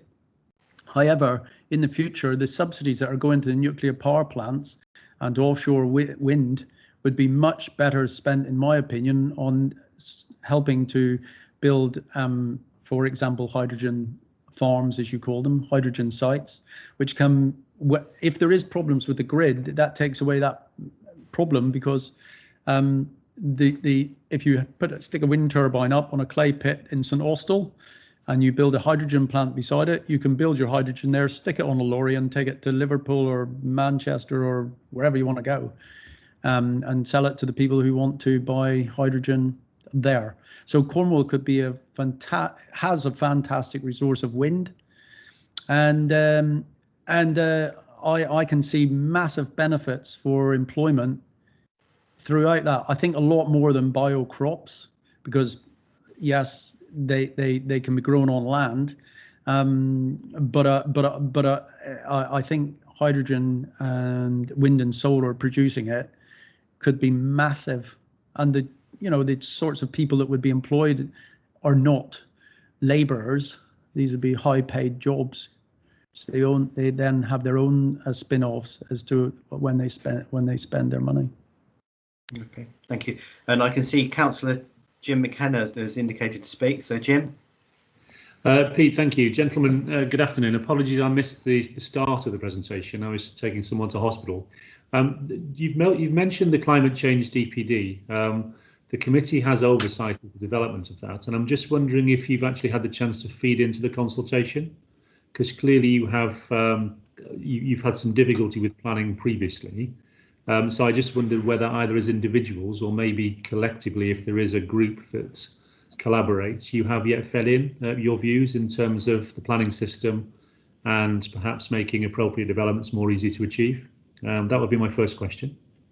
Either Walter or Mark, depending on who wants to answer. I think that's one for Walter, isn't it? I've been one of there's a group of stakeholders who've been invited at several stages of the climate change DPD production, right from the early stage before anything was drafted, and then to look at the first draft of policies. Gareth has been critical in drawing together the right people, I think of as witnessed subsequently. So we have fed into that process. And as I said, for that, the policies that were outlined in the draft document were somewhat welcome, but there were a couple of key areas of that were missing, that would basically mean, as written, the draft policies wouldn't really make very much difference at all. But as I understand it, that consultation has been taken on board, and we expect to see some changes, and I'll be happy to feed back again when we have the updated version. Great, thank you. Mark, you aligning yourself with that response? 100%. I think that we need to shake up the system. Walter has been negotiating and discussing with that issue. I think that we need to be a lot more. They're very brave if they say they don't care. Yeah. We need people to be more ambitious about helping the likes of myself to make things happen. I can make it happen, but I need people to get off their backsides and not say we're very green, but then we might not like looking at a wind turbine. Well, do you know what I mean? I think the challenge for members, I think, is to, if you have a case to make, I think it's to get it out to all the members, because people tend to think of their division and what people might say. But we all signed up to the climate change emergency, or at least about 95% of us did. And clearly we need to actually put that into practice. So there wouldn't be any harm in sort of, I wouldn't say lobbying necessarily, but maybe ensuring that any messages were got to all 123 members. Arrangements could be made easily enough to do that if that was something considered. Just in terms of offshore, there was some disappointment at Cornwall Council when Cornwall wasn't mentioned as a potential location, at least in the government's initial announcement. So officers will be looking and evaluating the sort of respective merits and things. So I guess what you guys have said will be fed into that. But to a layperson like myself, I could see some advantages, particularly if, for example, they were associated with breakwaters, protecting some of the coastal communities we have to offshore. But we are in the process, I think, of having asked for, we have asked for a briefing on that. So I guess that will feed through. Stupid question from me. In terms of wind turbines, the sort of land ones, the sort of particular, let's take the ones near Chiverton, for example. There are some times when it's blowing fairly vigorously, when some of those are stood still.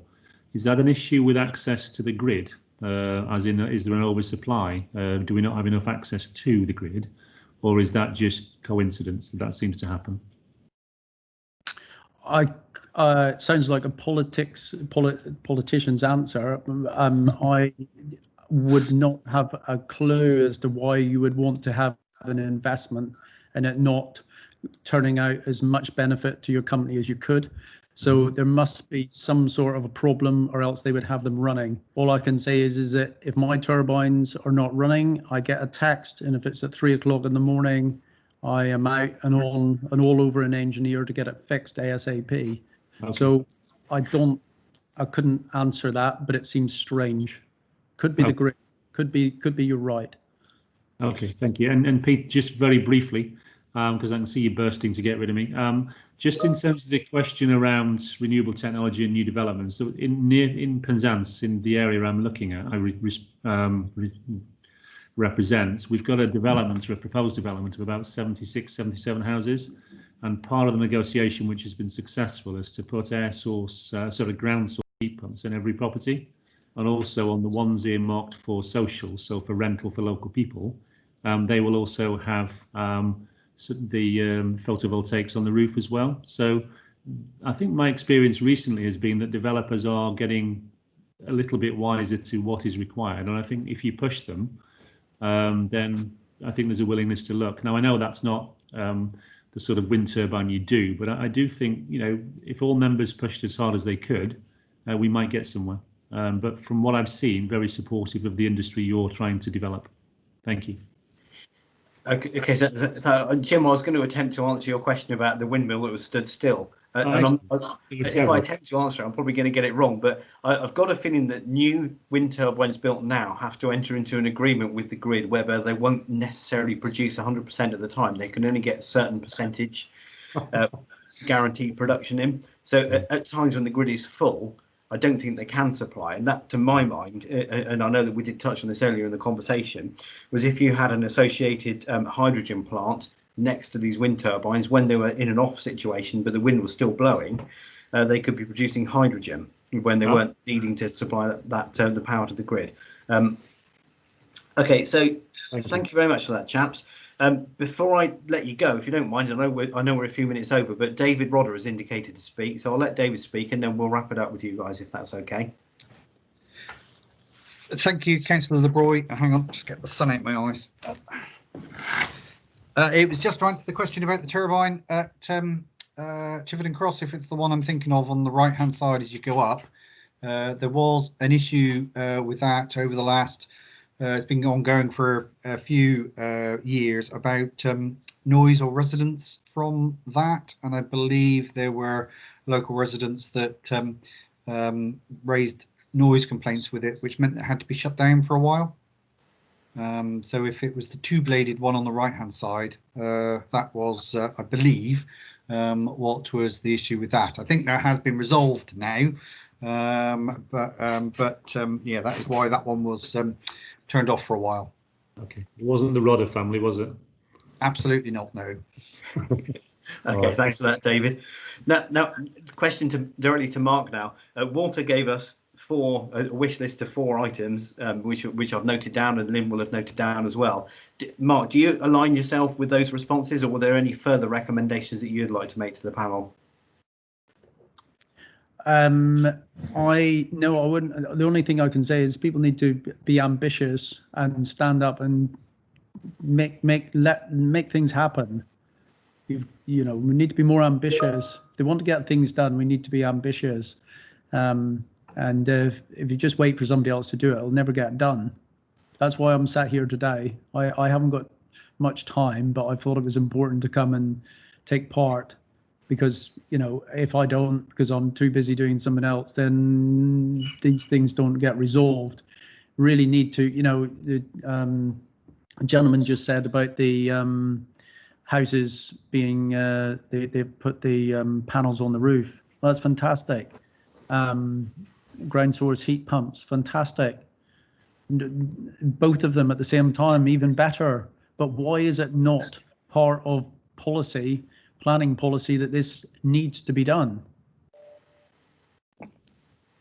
Yeah, no, I agree entirely with your sentiment. We can build houses a lot better and more efficiently and environmentally friendly than we currently do, and we should not even be dreaming of not doing that. And I concur with that, Mark. Well, so the government now are giving subsidies to go back and put extra insulation on houses that are inferior. Well, these houses will be inferior. The new houses that are being built now will be inferior in another 20 years' time, you know.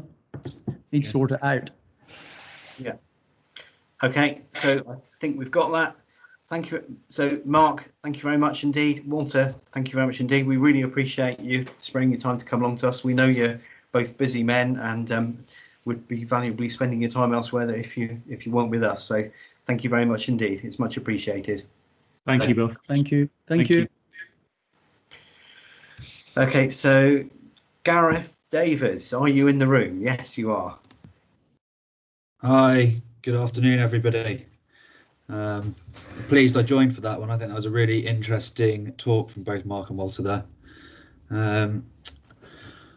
I just to introduce, well, I'll just try and share my screen because it might take a little moment because I've got some slides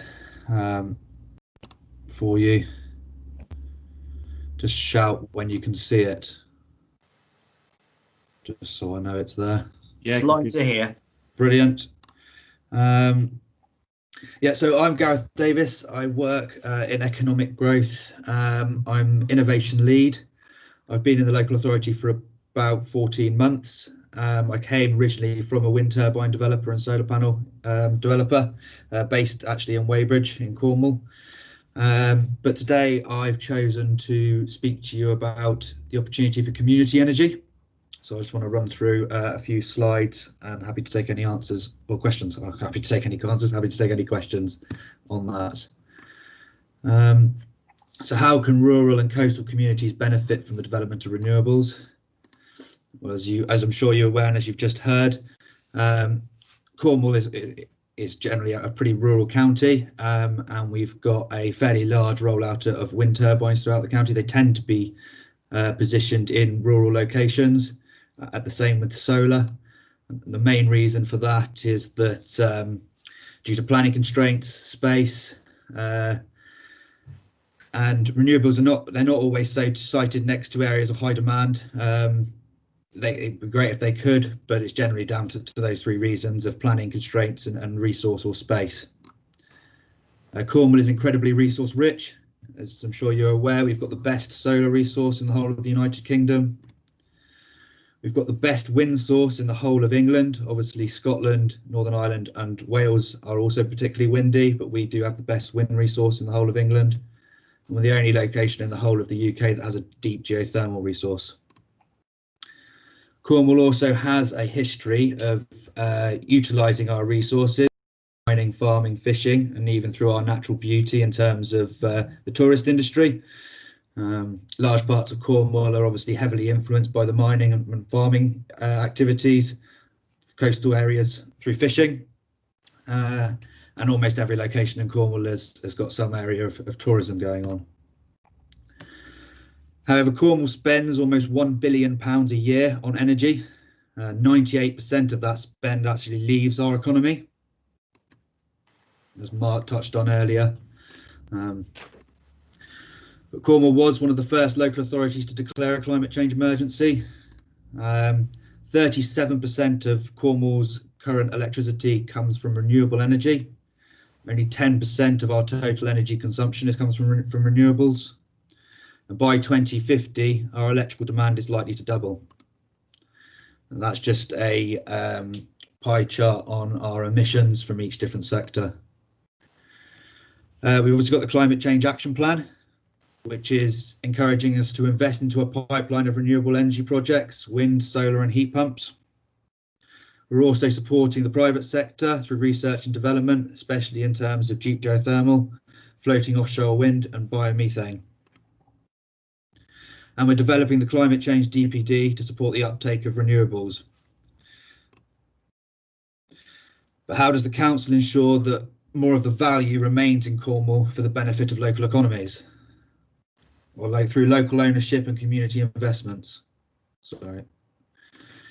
In the year 2000, wind power met 14% of Denmark's electricity supply. 80% of that was community owned. In Germany, 75% of it was community owned. And in the UK, of 410 installed megawatts of installed capacity, only 3.4 megawatts, less than 1% is community owned. That figure has obviously increased slightly since the year 2000, but we're probably still looking at sub 5% community ownership. There are some government funded initiatives like the Rural Community Energy Fund, or RCEF, which has provided a £10 million pot to support rural communities to develop renewable energy projects. Stage 1 grants of that allow for up to 40% of £40,000 for a feasibility study. And the Stage 2 grant allows up to £100,000 for business development and planning and feasibility schemes. There are also other mechanisms such as community municipal bonds. And here's a couple of examples. West Berkshire Council raised nearly £1 million from 600 investors to build new rooftop solar panels at council-owned sites.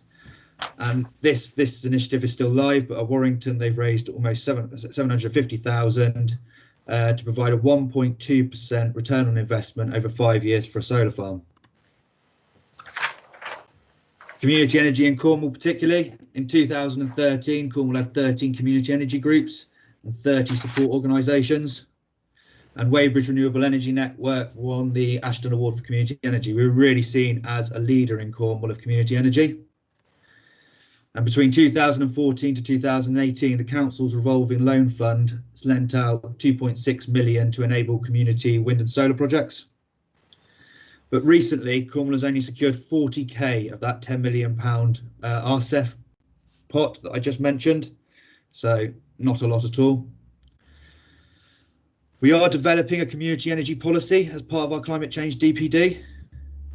But included in that climate, it's still being formulated at the moment by some of my colleagues, but included in that community energy policy, we should include a minimum local ownership target and actually potentially put extra weight into the planning and the decision making process when give social and local economic benefits sufficient weight during the decision making process. So if a project comes forward by a local community, perhaps that could have actually be attributed extra weight during the planning process. And just to show that really the local community are willing to support these kind of things. Recently, Geothermal Engineering Limited, GEL, who have built the United Downs geothermal plant, raised £5 million in a few weeks through crowdfunding. And Cornish Lithium, who are also joined to that, which will look to extract lithium from the brine water from the geothermal plant, raised 5.2 million in just a matter of days. So people are willing to support these kind of projects. As an example, I just want to draw your attention to Devon Energy Collective, or DEC.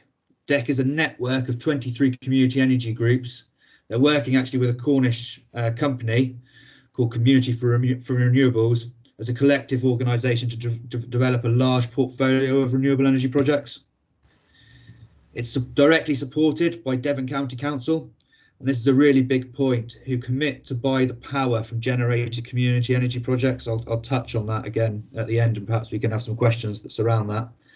But by Devon County Council actually committing to buying the power, it provides long-term bankability and financial stability to a project. They're very well resourced and experienced. They're actually able to access the RCEF funding on quite a large scale. They've been far more successful than Cornwall have been, with our only securing 140,000 fund, and they've secured multiple ones. But this approach of having a county-wide community energy group has facilitated them rolling things out at scale. Their ambition is immense.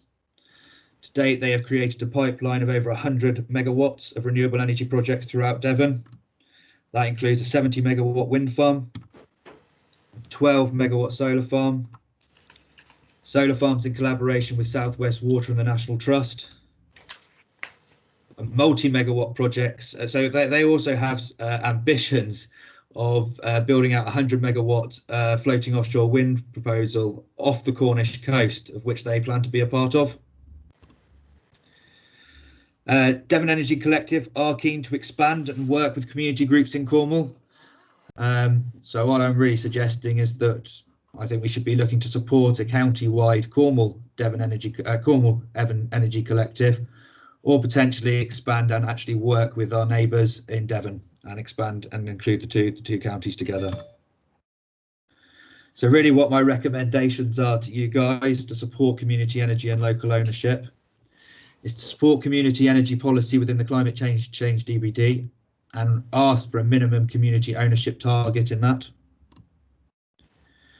Help Cornwall set up a county-wide community energy group that's well placed to take advantage of projects as they come forward. Consider providing the seed funding required to set that up.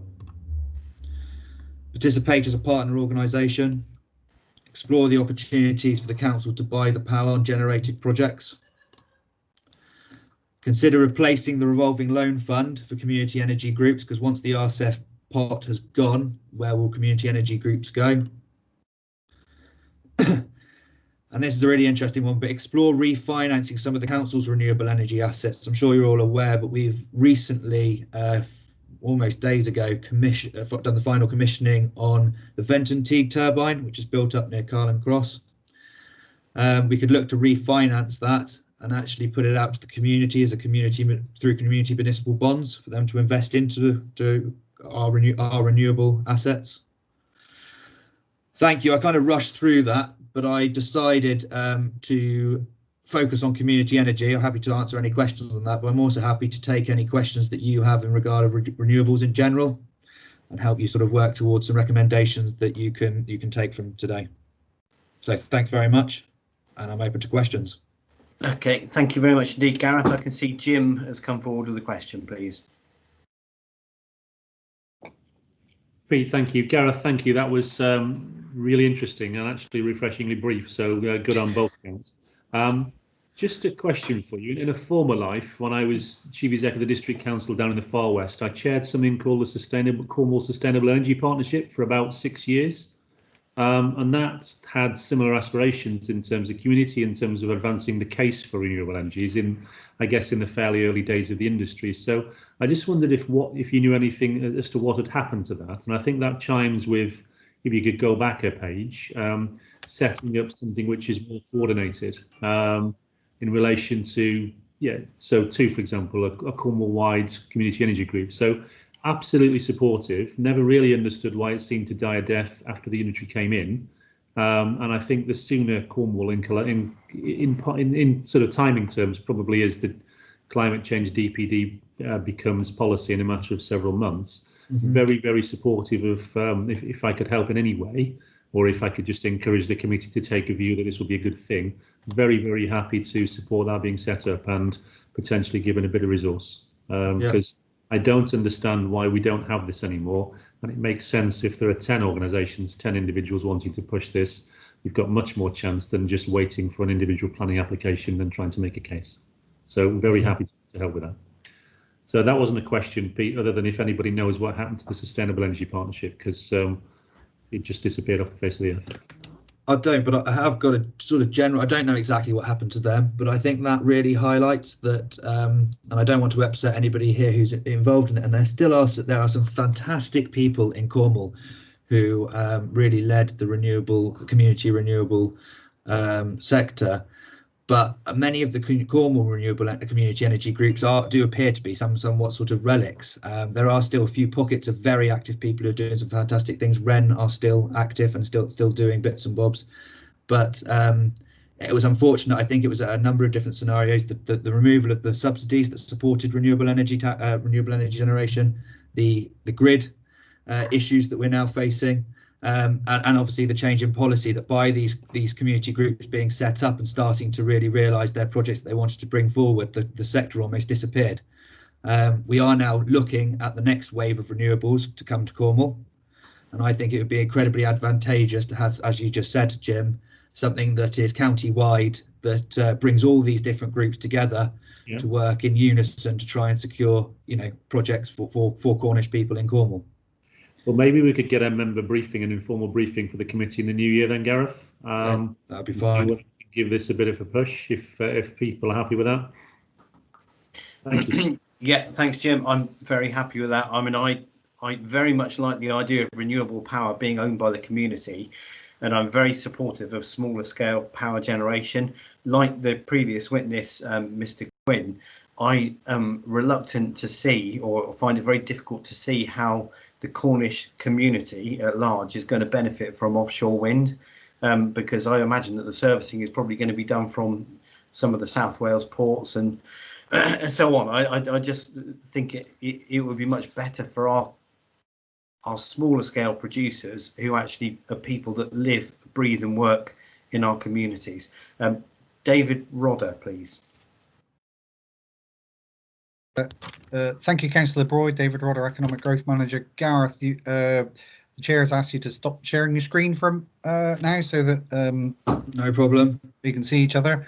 It was just again to come back to Councillor McKenna. The Cornwall Sustainable Energy Partnership, CSEP, really came to an end, I think, because the core funding that was around to was removed from various sources, and I think it was that's what put the end to that, because I had quite a significant direct support from government, direct support from local authorities and grant aid as well through the European programmes at the time, that then employed the teams that went out and did the work. And some of that was policy work, some of that was supporting communities to bring projects forward, some of that was delivering European programs to do retrofits and all sorts of different things. So it was quite a sizable body in its day, but with all these things maintaining it when the core funding disappears was really difficult.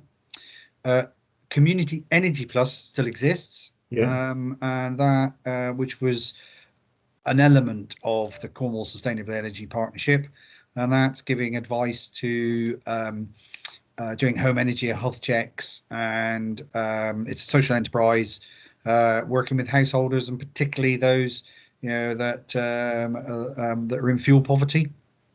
So that's a quick response to your question. Thank you. Okay, thank you, David. Councillor Jane Pascoe, do you have any questions for Gareth?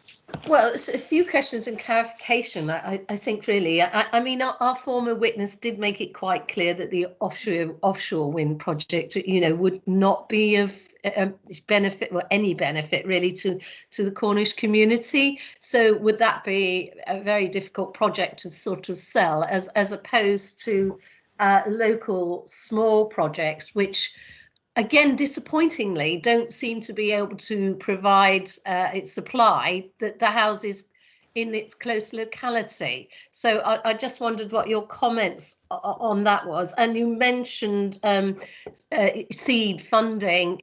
Do you have any idea of how much that would be?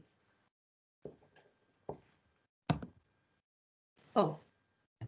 Just take myself off mute. So on those, offshore is a really interesting one. I do think that there is, if we look at as an example on what's happened in the Humber estuary in terms of fixed offshore wind up in the northeast, they have benefited quite substantially from the supply chain and the services that goes into that. I do think there is an opportunity for Cornwall to, especially at Cornwall's coastal communities, Falmouth Docks, and quite a large but we have to be open to fairly large infrastructure projects and revamping those to be suitable to make sure that Cornwall is actually servicing those. Otherwise, I completely agree. We're going to lose it to South Wales, Southern Ireland, or potentially even Northern France. So I do think Cornwall does need to be aware that, given what the Prime Minister said at the Conservative Party conference in terms of, we're going to have 40 megawatts of offshore wind, and every home in the UK is going to be powered by wind. Great, but Cornwall does need to be at the heart of that discussion. Otherwise, we will end up losing it out of our county. But I don't want to spend too much time on that. I think that's a really big sector and needs to be considered quite carefully. In regards to supply and directly supplying, the only way to supply nearest residents is through a private wire. So if you build an example, there could be an opportunity at the Four Boroughs wind farm for that to provide power to Langarth, very early stages, but that is the only way really of making that work. It would be a private wire directly to the Langarth development, and some entity is going to have to set up and deal with the regulations of that. It's incredibly complex. In regards to just the only example I can think of is the Delabole wind farm. I believe Good Energy developed that, the repowering of those 4 turbines, and I think residents within a catchment area of that are able to get slightly reduced electricity tariff, but it comes down to regulation. The only way they were able to do that was because Good Energy built the wind turbines, and if you as a local resident went and bought your electricity directly from Good Energy, then you'd be able to do it. Where it gets complicated is if you want to buy your energy from British Gas, but you live next to a Good Energy wind farm. That's the only example in the whole of the country that I know where they've actually managed to set something up which has provided a discount to local residents. So that's where that complication comes. And I've got to apologise, Jane, I can't remember the third point. In your presentation, you said about seed funding. Seed funding. Yeah, I just wondered if, not accurate, I'm sure, but a ballpark figure of what you're looking at for that? Well, if I take Devon Energy Collective as an example, I believe they put up around about £50,000 seed funding for Devon Energy Collective to go away and work up a portfolio of projects and to set up the entity. And they now obviously have, the result of that is 100 megawatt pipeline of 100 megawatts of projects. So I wouldn't think that, I would have thought something similar from Cornwall Council would probably be able to achieve the same. Thank you. That's interesting. Thank you very much. Okay, thank you for those questions, Jane. Mike McClenning, would you like to join in? Hi, sorry, I'm fine. I don't think I can add to the presentation actually. So, all right, Chair. Yeah, no, that's lovely. Thank you very much indeed, Mike. So Gareth, really what this inquiry is about, more than anything, is it's about how to make sure we help the vitality, economic vitality of rural and coastal communities. And just thinking about the renewable powers in the areas that you're working in, could you or would you be prepared or able to make 2 or 3 wishes that Cornwall Council in terms of interventions could possibly consider? I'll go through a couple, but we might need to summarise them slightly. So one, I think that the resource in Cornwall is immense for renewables, and I think my 4th slide pointed out that actually, given our climate change emergency, only 32% of our electricity actually comes from renewables. So we've got a fantastic resource, and we need to go much further in terms of the amount of renewables we're going to need to become net zero by 2030. I think it'd be incredibly useful if our DPD contained a target, an ambition that we could work towards. At the moment, it is void of a particular target to say that by 2030 we want to be, 100%, or maybe even tying into the government's regulation of 2050, because that's actually what's legally binding. So we've got to get there. We're going to need to provide 100% by 20. So that could be an easy target to add. I think that would help some of our, the previous speakers, Walter and Mark. If there's a target that they're working for, that gives them something in the planning balance to argue against. If there are going to, as they said, there is going to be a level of impact from building out more renewables, but if they can say, well, actually we're repowering this particular wind farm, we're adding this much renewable energy and it's this much percentage, does that help counter the balance of far-reaching landscape impacts? And that may help on that side of things. I think also in the DPD, we're currently forming a community energy policy, and that's still at very early stages. So I think there is an opportunity for the council to ensure that there is potentially a requirement for projects to have a certain percentage community ownership on larger scale projects. And if we're going to push for a quite strong community energy policy, I think we should make sure that we are trying to support a community energy entity that's well placed to be able to step into that and make the most of that policy once it's applied. So I hope I've been concise enough there, Peter, for you to be able to draft down some recommendations, but they would be my key bits that I'd like to sort of leave you with.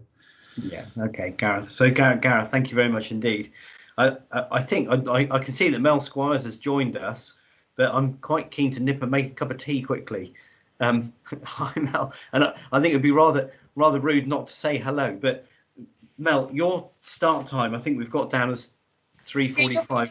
You're fine. I thought I would just come in and listen if that was okay. And I echo a lot of what Gareth just said. So look, I'm drinking my tea, so of course go and have a break. Right, is that okay? So 7 minutes, people. Back here, start again at 3:45. Are we happy?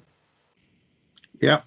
Yeah. Yep. Good. Okay. If you can all make sure you leave your microphones on mute when you just leave your computers, leave everything else live, and we'll just come back to it. 7 minutes.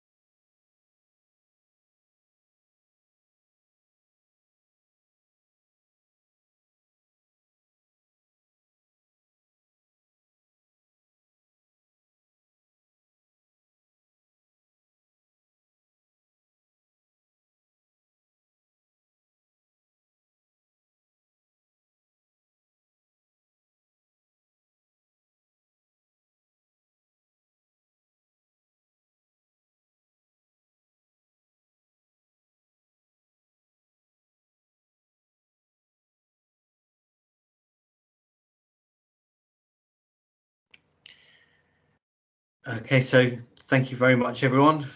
I now have my cup of tea in hand. Cheers, everyone.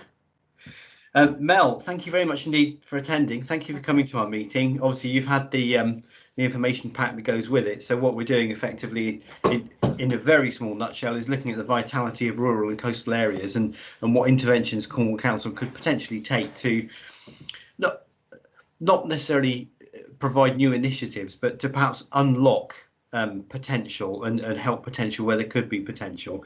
So we've got probably about sort of 15-20 minutes or as much time as you'd like to take for you just to have a chat and tell us your take on where we are now and sort of some ideas you may or may not have. And then we've got a panel of councillors who perhaps will give some questions back and have some interaction with you. So the floor's yours, Mel. Thank you. Well, thank you, Peter, and everyone for inviting me. It's nice to be. This is really odd, isn't it? Doing this all like this. You know, I'm kind of home, but I'm not in terms of talking to you all today. And thank you for the opportunity, Peter. I've made a few notes. So I'm just going to read it through. I've tried to keep to time and not be to take up too much time because I'd rather have a little bit of debate. And I hope that I've pitched it in a way that isn't telling you all everything you already know. Forgive me if it does. And I have got 3 recommendations at the end that I'll run through as well, if that's okay, just to try and aid the conversation, if that helps. So without further ado, hopefully you can hear me okay. Yeah, yes, we can, Mel. Thank you. Great. So look, clearly the topic rural and coastal just in itself is hugely complex and interrelated and integrated in terms of what you're talking about today and subsequent days, and I appreciate again the opportunity for doing it. What I've done is clearly, because there isn't really very long to give the topic justice, I've popped 3 documents across to Lynn that I hope that you'll find useful. I think you may have already had them already, Peter. I know certainly colleagues on this call will have had them, so again, apologies for sending them through. So I've shared our Achieving Net Zero document. Clearly, I'm going to be coming from the farming, food production, land management end, as I'm sure you would expect me to, working for the NFU. So I've sent through our Net Zero document for 2040 from a farming perspective and goal. I've shared with you our recently published collaborative paper for the environmental land management, sort of our vision for sustainable food and farming scheme for the future. And that's a combination of the NFU, the CLA, the TFA, the Sustainable Food Trust, the YFC movement, GWCT, LEAF, and others. So that I think, when you're thinking about land management, may be a really good document to just go to and look at a little bit more from an industry perspective, not just what the NFU is saying in terms of how we'd like the future to look. Perhaps that would be helpful to you. And then the last one, which is the bit I'll start with really, is the paper that we produced in May. Little did we all know that we would still be in the midst of a pandemic, of course. So this is version 1 that I've sent you of growing a resilient, strong and profitable agricultural sector in the wider Southwest region. And sorry, I probably should have said, from the purposes of my role, I cover the old 6 counties of the Southwest, but for me, a lot of what we talk about in other parts of the region, to a greater or lesser degree, but more so in the coastal respect, of course, is similar to Cornwall as it is in other parts. So I think when I was thinking about the exam question, clearly the pandemic ongoing is going to have a great bearing on how you are all looking at this particular piece of work at the moment. And I think that, combined with our transition out of Europe, certainly for the agri-food supply chain sector, as well as how we manage our land in the future, is going to be integral. So if I just tackle the to date what we've been talking about with coronavirus and the impact on our farming businesses, of which many, as you know, nearly 70% are diversified businesses as well. Many farms for many decades now have sought to diversify their income where they can to help to support their cash flow challenges and opportunity to enhance their spread of risk, to maximise those assets and so on. And of course, as we know, I don't need to tell you this, but COVID has really impacted on that this year and continues to do so, not least in the tourism sector and hospitality, of which many farmers are interlinked directly and indirectly with, and we know that the impact of this year on cash flow, whilst that summer, which I experienced firsthand when I was coming home, was incredibly busy and great to see people back visiting, we all know that it's not made up for the gap in the cash for this year, and indeed the additional investment to remain COVID compliant for some foreseeable time, and the costs that have been borne out. So that for me is the starting point, and that's why we wrote that document, because of course it hinges then on the ability of our predominantly family farms, SMEs, of which are a large proportion of your stakeholders in the county of Cornwall, in terms of their ability to be resilient, both to the immediate and the longer term challenges and opportunities that we have. So the main recommendations or the main highlights from that particular document, a piece of work, and we can come back to C19 if we need to, is obviously how we aid our farming businesses and the supply chain to adapt to the risk of C19. And we've seen some of the challenges within our food processing sector, for instance, which has a direct link to our food producers and our farmers, creating better access to markets and new opportunities, enhanced business and environmental support, developing a more adaptable and skilled workforce, which I'm sure we'll talk about again later, creating dynamic and resilient supply chains, stronger regional and county alignment, coordination and governance, embedding science, technology and innovation, integrated regulation, policy and standards, integrating information and data capture, particularly in terms of management into businesses and decision making, and an improved communication. And I'll come back to those parts, Peter, as I talk through. So I'm going to just gallop through this. So clearly, leaving the EU, the period of transition, which will be significant, not least with our trade deals, should provide fantastic opportunities, and I'm sure it will. And we've seen recent announcements, whether it's PGIs or PGOs, for instance, some of that hard work that colleagues on the call and others have done over the last decades will, I'm sure, set the brand for Cornwall at the forefront. But alongside that, of course, our family farms are going to see a reduction in their support payments from next year.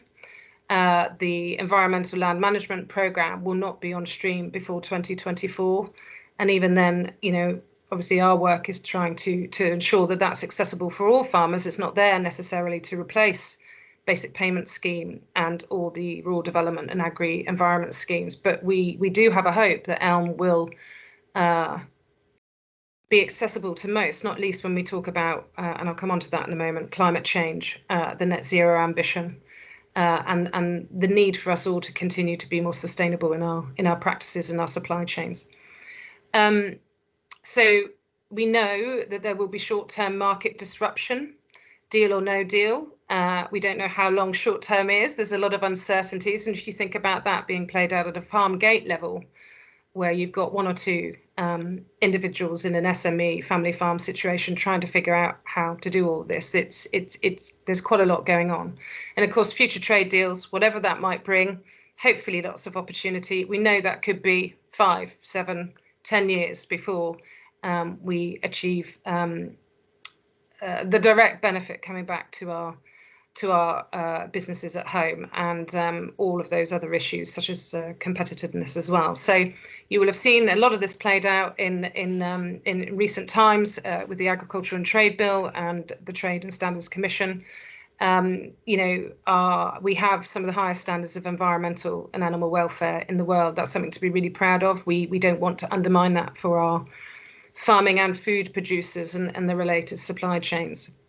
But of course, that does come at cost to additional cost to our producers. Whilst, of course, we know, sadly, that we have this food deprivation, food poverty in our country that's being even more played out because of COVID, when we're the third most affordable country in the world for food. So we've got some real challenges, some real conflicts, but some real opportunities. And clearly, why am I saying all of that in the first two items, if you like? I think rural proofing, clearly the role of our LEPs ongoing, and their ability to rural proof, but also capture future funding rounds, particularly we've got CSR, haven't we, coming out hopefully soon, but that's only going to be known for the next year. So any funding for rural proofing, really making sure it counts and it goes to supporting businesses through uncertain times. And that's a real challenge now when so many businesses generally, not only in Cornwall, but everywhere, of course, with COVID-19 has had this additional impact. And that's going to be challenging to identify. So clearly, rural proofing, and we know historically, don't we, that rural funds have generally been less so than urban per capita. But of course, we've got to get better. You gave some great stats in the supporting documentation. Just working through the different districts and understanding for Cornwall. Just trying to add that to that layer, just the value of what rural entrepreneurship can do for local communities, what future carbon storage and all those other things can do, how we can perhaps, and I know David Rodder's on the call, how we make the value far greater than the normal dynamics that we see when presented in hardcore data to the centre of government. And of course, when we talk about rural proofing, it's trying to join all those parts up within central government and across departments as well. So climate change, a real opportunity, but a real threat. We all know that. We need to future-proof our SMEs and our family farms and our wider business and supply chains to that. Of course, farming is in a very unique situation. It contributes up to 10% of the the problem of climate change, and yet it's in the unique solution-based opportunity to be a great opportunity if we can capture the value in the marketplace to offset the challenges for others too, and be that soil sequestration and carbon capture. And of course, we're already doing it and we're not valuing it properly. And uniquely for the Southwest, and as well as for Cornwall, it's those permanent grasslands, those livestock-based systems that are hugely valuable to actually how we can capitalise on that for the future. And I think that alongside a strong brand and some great farmers will, who want to do better and can with the right incentives and investments. So I think there's a real market opportunity for that. But of course, farming as well, the bedrock of our food systems are also incredibly exposed to climate change in terms of our extremes of weather patterns. And again, through enhanced investment in productivity and various measures, we can not only address to get to net zero, which I'll refer back to the document that I've submitted, but also to enable the businesses themselves to be more resilient. I think there's a real opportunity. I've talked a lot about, for me, farming, rural, food businesses, the environment, and our land-based colleges, our land-based sector can really, they have to be looked at in terms of how we navigate our supply chains through this bumpy road, as well as trying to, gain the opportunities in the future. I think there's still a huge opportunity for local procurement, public procurement, adding further value. And I think particularly going back to the Cornish brand, the ability to export beyond the county boundary and indeed the country. And, I've been reading some really great stuff that the Cornwall's trying to do on that now. But I think there's more opportunity. And of course, against that, probably in Cornwall, I think you need to, because, and this is where a lot of the investment over the past few decades has been going, you're further from the marketplace. And certainly for farmers, there can often be less opportunity in terms of where they can go, because they're so far from some of the marketplaces that we all know about. I'd like to come back to labour and staffing and training. I think the big challenge, and we all know this for SMEs, and it's not just in farming, is just particularly with those added challenges that we've got at the moment. I think it is hard for farmers, for rural businesses to get off and away from their business. And I'll come back to infrastructure and digital in a minute, but clearly, trying to enable these businesses to almost move swifter and quicker with change that we're seeing at the moment, and how we all support and work together to try and help them get to that place in a, actually sometimes quite often a very practical way, I think is something that we really need to be mindful. And I talk about, you know, we in terms of all of us as partners. Science and research to knowledge transfer, again, back to that practical bit. It's got to be business relevant. It's got to be deliverable. It's got to be market led. I think it's fantastic to see the great level of agri-tech investment in Cornwall. Everyone knows I'm a massive supporter of that. And I think that combined with your higher and further education facilities, and Rothamsted too, up the road when we talk about sustainable farming and food systems, I think it's a really exciting space and great to see that ongoing investment. And I hope that continues and continues to work with our practical businesses on the ground to deliver, you know, meaningful investment and that response to the change and adaptation that I've talked about. I think the consumer piece, be it our tourists who want to come down and have such a fantastic experience and you know, will always want more, you know, alongside you know, dietary changes, the whole well-being agenda, you know, exercise and how that links to our natural environment. Whilst that remains, you know, not only the shop floor, but the working floor for many of my farmers or our rural businesses, and how we maneuver all of that in quite a small area, I think just logistically continues to need great thought and understanding, I think. In terms of health and well-being, look, I just wanted to mention this without labouring on the point. You all know this, and there's huge strain in any business at the moment, and particularly in SMEs. But whether it's health and well-being within our farmers and their families, you know, we've still got a farm safety challenge. There's an issue of mental health, isolation, and this is not just in farming, of course. It's in the wider rural piece. I think that strain of uncertainty and change, and how we then move that to benefit wider communities and our visitors in terms of the great food and countryside that we have. You know, there's a real opportunity there, but again, it needs to be done with mindfulness that those people who are facing such businesses, how we can move them to a really positive space. I really wanted to labour on infrastructure investment, be that digital roads and transport routes, buildings, affordable housing, and you've heard about energy, so I'm not going to talk about that, but that's where within rural businesses and farming, we can really boost productivity and economic sustainability of the rural economy. And I think that's a really exciting space if we can get that right. We know that, well, not even more so now, people working from home in a rural setting has only increased. So just trying to ensure that we can deliver the right services and infrastructure to enable businesses to work more, and not least in that sense for net zero, when we want to be capturing our data, understanding it at business level and turning that into a value proposition, I think is really important. I talked about how things are so interlinked, and this is a really important thing, I think, as a practitioner looking across our food supply chains and our environmental area. I think for a farmer and for many rural businesses, how you deliver your product, be it food or the environment, the two go hand in hand in a very practical sense on farm.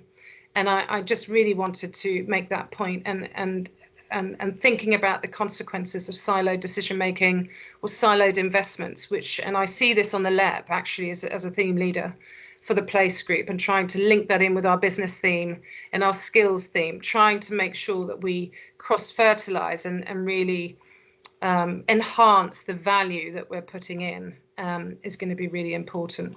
And farming and the environment must go hand in hand when we talk about land management and our natural resources.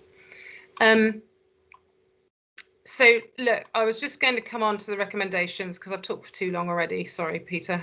So my recommendations, the first one is around that investment infrastructure for farming, rural and coastal communities, our SMEs and their related supply chains.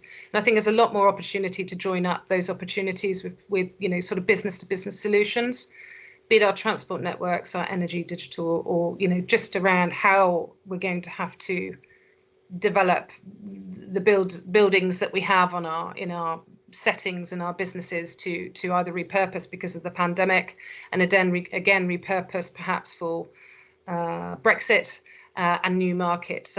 You know, I think the SMEs are going to have to be able to be more fleet of foot, and thereby the policies, be it planning policy or the investment strategies, need to be able to shift and move with what feels like a faster pace or a more immediate, in some cases, emergency pace, to ensure that our rural communities and businesses can be sustainable for the long term. I would say this, wouldn't I? But our family farms are critical as a bedrock sector to a lot of what we've been talking about, and trying to bring together for those SMEs in a really understandable way how they can rise to the challenge of improving our natural environment alongside producing our great food and drink and all that goes with it. Business enabling policy, funds and delivery that is well tested and researched directly with the industry. I think this is critical. And I'm not saying this isn't happening already, by the way, everyone. It's just, you know, I think we still could do more here. That may not always feel exciting or super innovative or entrepreneurial, but maybe the key lever to aid businesses becoming more productive, more profitable and more sustainable in every sense of the word. Thereby a planning policy that works with farming, food and rural and coastal businesses to respond to changing new markets. I've talked about this with C19 and Brexit, consumerism, climate change, to ensure ongoing investment. That's got to work for businesses practically and bring genuine benefit to all parties, which I really think it can. And then my final third one is really around sustainable food and farming production and land management. It goes back to my earlier comments, supporting and helping land managers to do their best, our farmers, our food producers within their own businesses.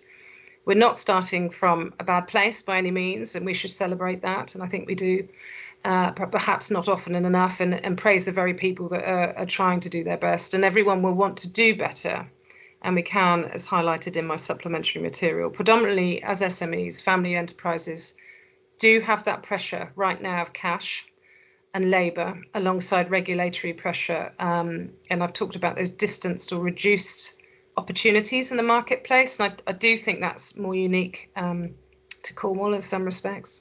Future schemes and support rounds of funding must equip our rural, coastal farming and food businesses to be better invested in, with appropriate business support to continue to supply top-notch food and drink, contribute further to net zero, tourism and related supply chains, whilst maintaining and enhancing the environment around them. And I do genuinely think we can do all that if we're really clever about it.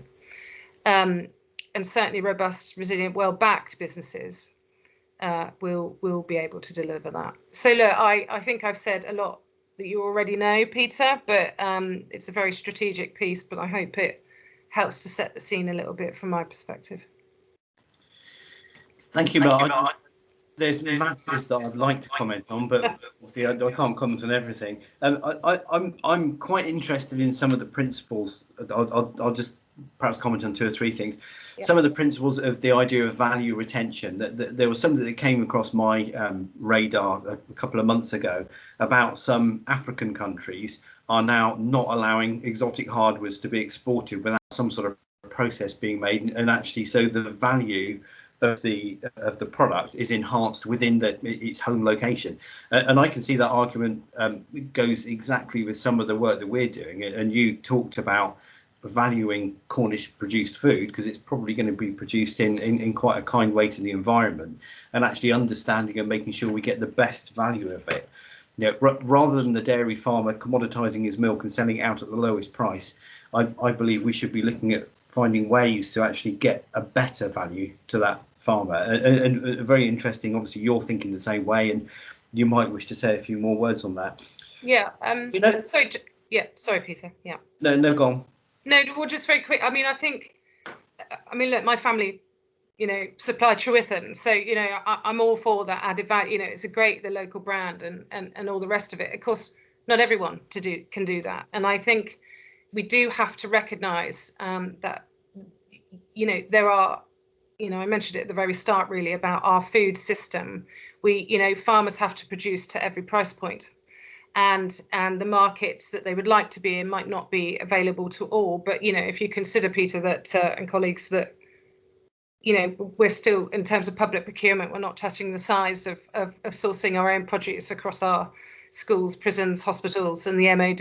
I mean, there are huge opportunities to try to do that better. And I would hope, as we move into our new world, that we've got more opportunity to do things the way we want to do them in that regard. And that's clearly something that we could look at more to add value. Okay. Now, also, you'll have to forgive me for my naivety here, Mel, but you're talking about support payments ending next year, and I understand that entirely. Starting to reduce. Oh, right. Okay. So, yeah. But they are likely to be reduced by the Environmental and Land Planet or Management, the ELM scheme, which is estimated 2024.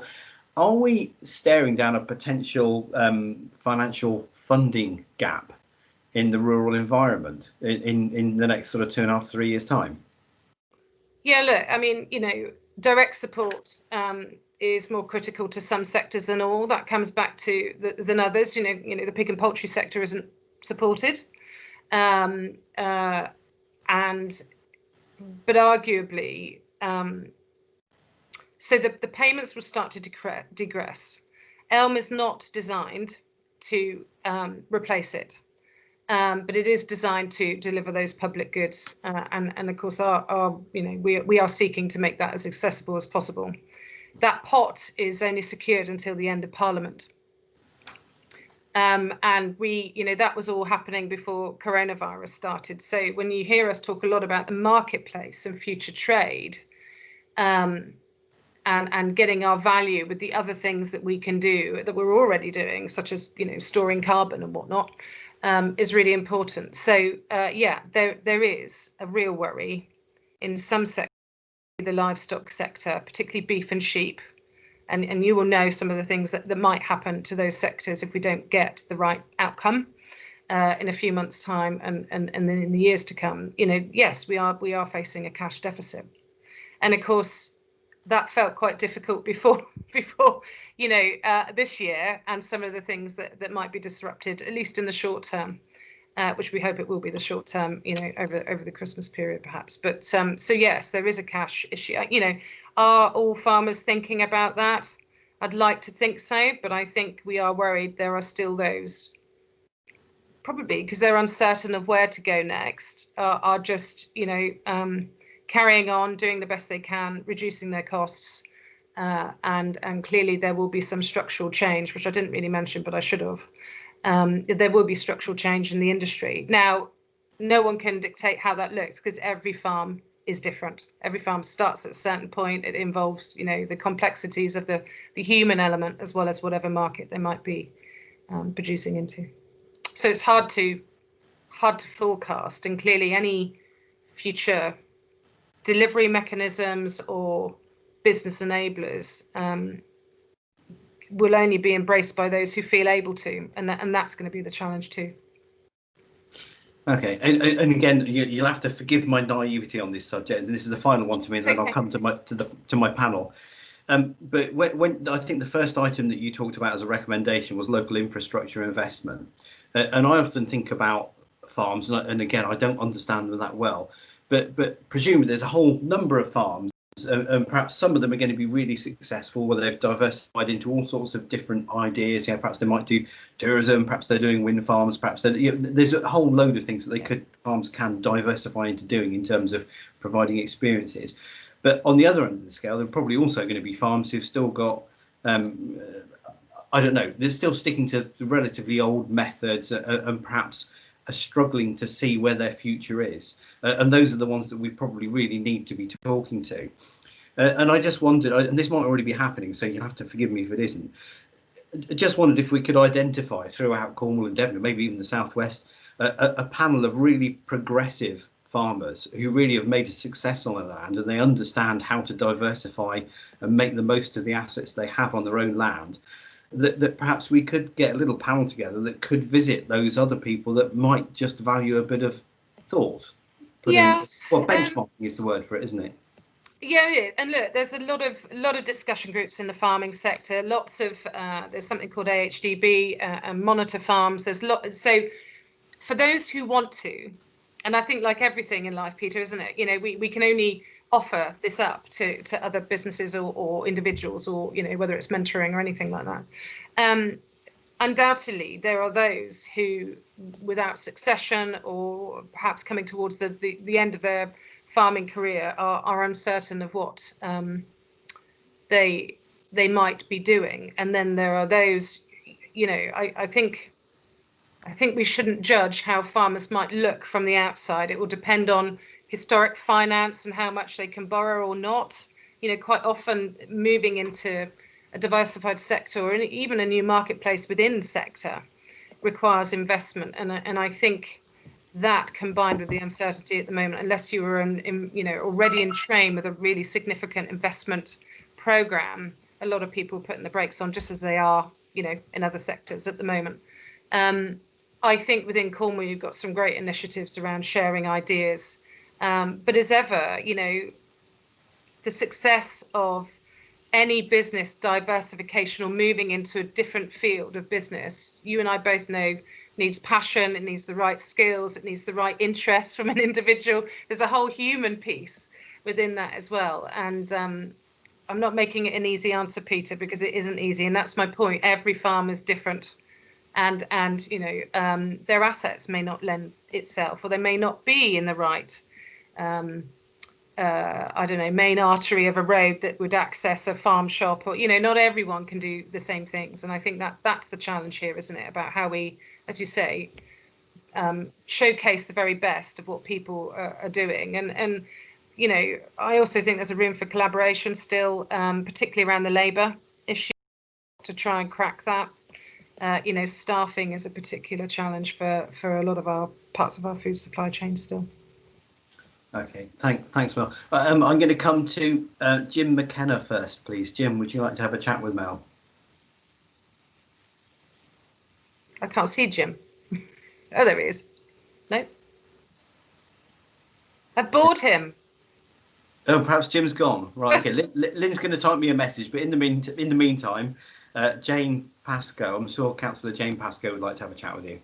Yes, hello Mel, we do know each other. Hi, how are you? Saw Mum the other day. Yeah. Just actually picking up that point, you were just having that discussion about labour with Peter at the end there. Do you think that agriculture and horticulture ought to be reintroduced into some of the schools' curriculums? You know, we hear frequently we can't get the pickers and the growers and the planters and all that sort of thing. And I know how difficult it is to get farm labour. It's something, not everybody's academic. And I know in the past years ago that, you know, a lot of people really enjoyed that side of things, learned a lot and were very useful on the land. So that's, I've got a few sort of questions that, you know, I'll run through them and then perhaps you can, or not questions, points I've sort of picked up. I just wondered how, you know, the stewardship and the management is very important to Cornwall. With our, you know, we have our own natural beauty in Cornwall, lots of areas of outstanding natural beauty. They don't just, I know, they don't just happen. So it's very clever land management and stewardship and very hard work by a lot of farmers. And we've had an example recently, and I won't go into it, but do you think that the public actually acknowledge that? I hear so often they think it's just sort of their garden, you know, a back garden to come and enjoy. But I think there should be more understanding about how that happens for them to come and enjoy that, and perhaps more support for those farmers who actually do provide that stewardship. The other thing is distance from markets, and where we're talking, you're talking probably as well as globally. I now talk locally in our own area, and you know that it's in South East Cornwall. They are having to travel a long way to take livestock to market. And I'm really talking about the smaller farmers. Yeah. And they're telling me it's too long to be away from the farm. Sometimes they're still at the pens at 6 o'clock at night. They worry about the animal welfare. And they've been having pop-up seasonal sales, which I've popped along to talk to them. And a lot of them do talk about, you know, they enjoy coming to those because they can talk through their problems. they're all experiencing similar difficulties, and a problem shared is a problem halved.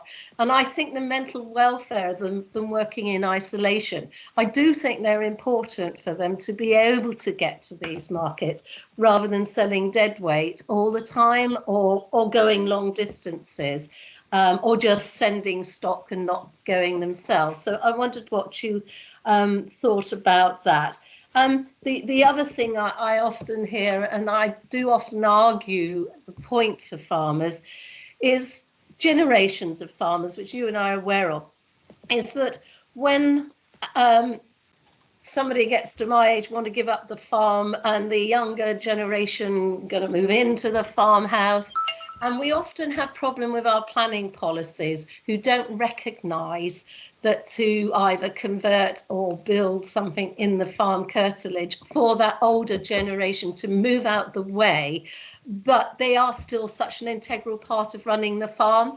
It may be picking up the eggs, feeding the chickens, the lambs, or even picking up the children, but because young farming generations have to diversify to increase their revenue, income revenue, often the elderly, as they call us, play a very important part into making that farm sustainable. And I sometimes think our planning policies are very harsh. Nobody's expecting them to build in the middle of a field, but we do sometimes have problems. And I wondered if that's something that you encounter from farmers, because when they do stop farming, where do they go? And I think that's also important. And also, really, because a part of this inquiry is really all about what goes on in the hinterland to market towns or past market towns is so important. Is, do the farmers really still use the town? My town has still got 3 high street banks and another one. It's got all the accountants, solicitors, all those professional services. The raison d'etre of my town is because of what's been going on in the hinterland for centuries. If the farming industry fails, or the rural area isn't vibrant, then that town is suffering. And so I just wondering how much interaction there is now, or have they got the digital skills, farmers now, and the internet connections, which not all of us have very well, to be not using those towns, that they don't require those services in the town? Or is it still something they do like to do face-to-face business? Sorry, that's a lot of bits and bobs. I've made a list. It's fine. I'll run through them very quickly. If you forget any, I forgive you. Thank you. So look, the whole the labour point. I do think we need to come up with different solutions. I think there's a collaboration piece with farmers and the supply chain probably. I think a lot of the farm labour actually and wider is skilled. It might be pretty difficult, and it might mean you've got to like doing a physical bit, but there's also, when you think about a lot of the kit and mechanisation, I mean, it's serious stuff now, and you have to be highly proficient to operate it. And for those people that might enjoy an outdoor life or working with livestock particularly, or whatever it might be, have we sold that properly as an industry? Absolutely not, because it's deemed to be something, and it was when I was at school, something that you did because you couldn't do anything else. And of course, what's more important than helping to produce our food that keeps us all going every day? So we've got a job to do that, and we've got several members of staff employed now within the NFU, invested by farmers to actually help through STEM learning engage in curriculum-based learning, both at primary and secondary school. And that's being hugely, it's just been a joy to be involved in, as Cornwall has its own programmes as well. We're all doing our bit, and I think that has to continue to help people, children understand where their food comes from, understand the cycle of life, if you like, and understand that actually sometimes working in farming in the food supply chain might be actually in 10 years' time coming up with the next app for carbon storage, or it might be agronomy or veterinary practice, or it might be helping to produce the next really sustainable piece of packaging for food. So I think these things need to be looked at through a different lens, and we all know that, don't we? In terms of education and schools, of course, I would say yes, and that links back to it. So we found, I think we've employed teachers, and we're embedded within training teachers as well across the country. And what we do know is that we've got to make it easy for teachers, to understand and deliver, and that is along the STEM-based approach. And I think that's gaining real traction. So do we need to introduce something new that probably right now with the Department of Health and what the Department of Education is going through, just with trying to keep everything on the I think that is something we've got to sort of keep working in that STEM environment, because actually a lot of what we're talking about is engineering and science and all the things that we've alluded to already today. In terms of stewardship and managing our land and enabling access and enjoyment from the countryside whilst trying to operate our businesses in whatever level, and that goes for forestry too, and other land-based sectors. Do I think our consumers value it? Probably not, but that's our job to try and continue to do that. It goes back to the education point. I think we had some real challenges, and you all saw experiences of this probably during early lockdown.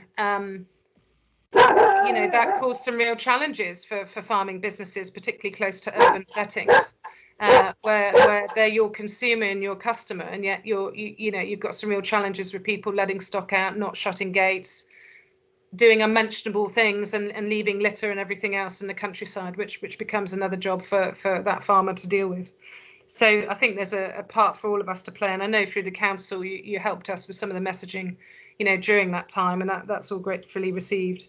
I think the distance to markets, and particularly with livestock, we all know why we don't have as many local abattoirs. That is about the regulatory agenda, and I think coming back to that infrastructure investment that I talked about, I think if the funding was there to put wants to see their livestock travelling any further than they have to, but equally we are an exporting region, an exporting county, so trying to have more facilities that can help you embrace that opportunity, but also where we can find more local markets has to be a good thing.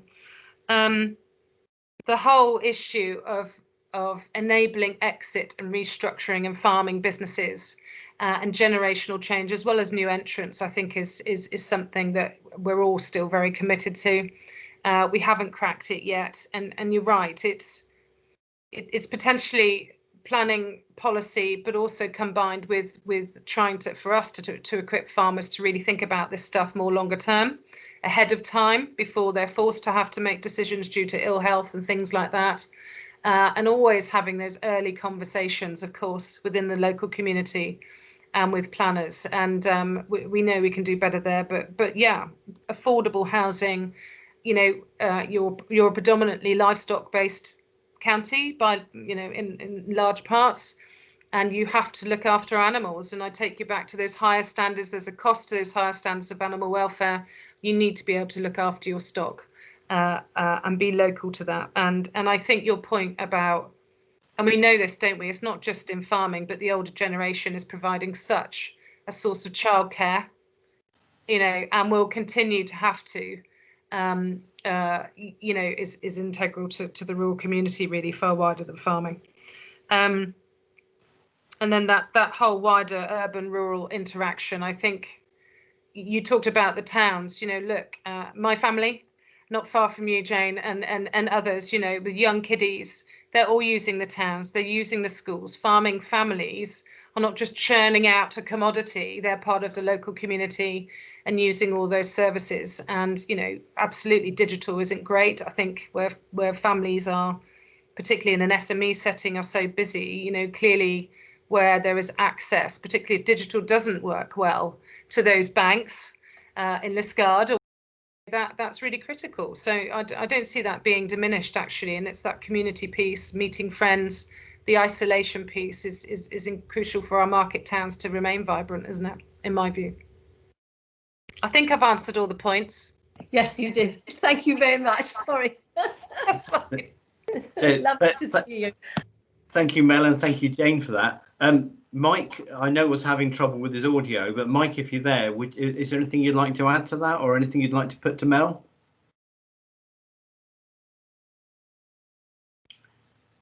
Well, it sounds like Mike is maybe unable to listen. So that's okay. Okay, so Mel, thank you very much indeed. Thank you. Thanks for the opportunity. Very kind of you to give us your time, and we really do appreciate it. And you've given us your wish list, so that's wonderful. Thank you very much indeed. Thank you for doing the preparation for this. No problem. And it's been lovely chatting with you. Thank you very much indeed. Yeah. Take care, everyone. Keep safe and well. Yeah, bye. Thank you. Bye. Bye.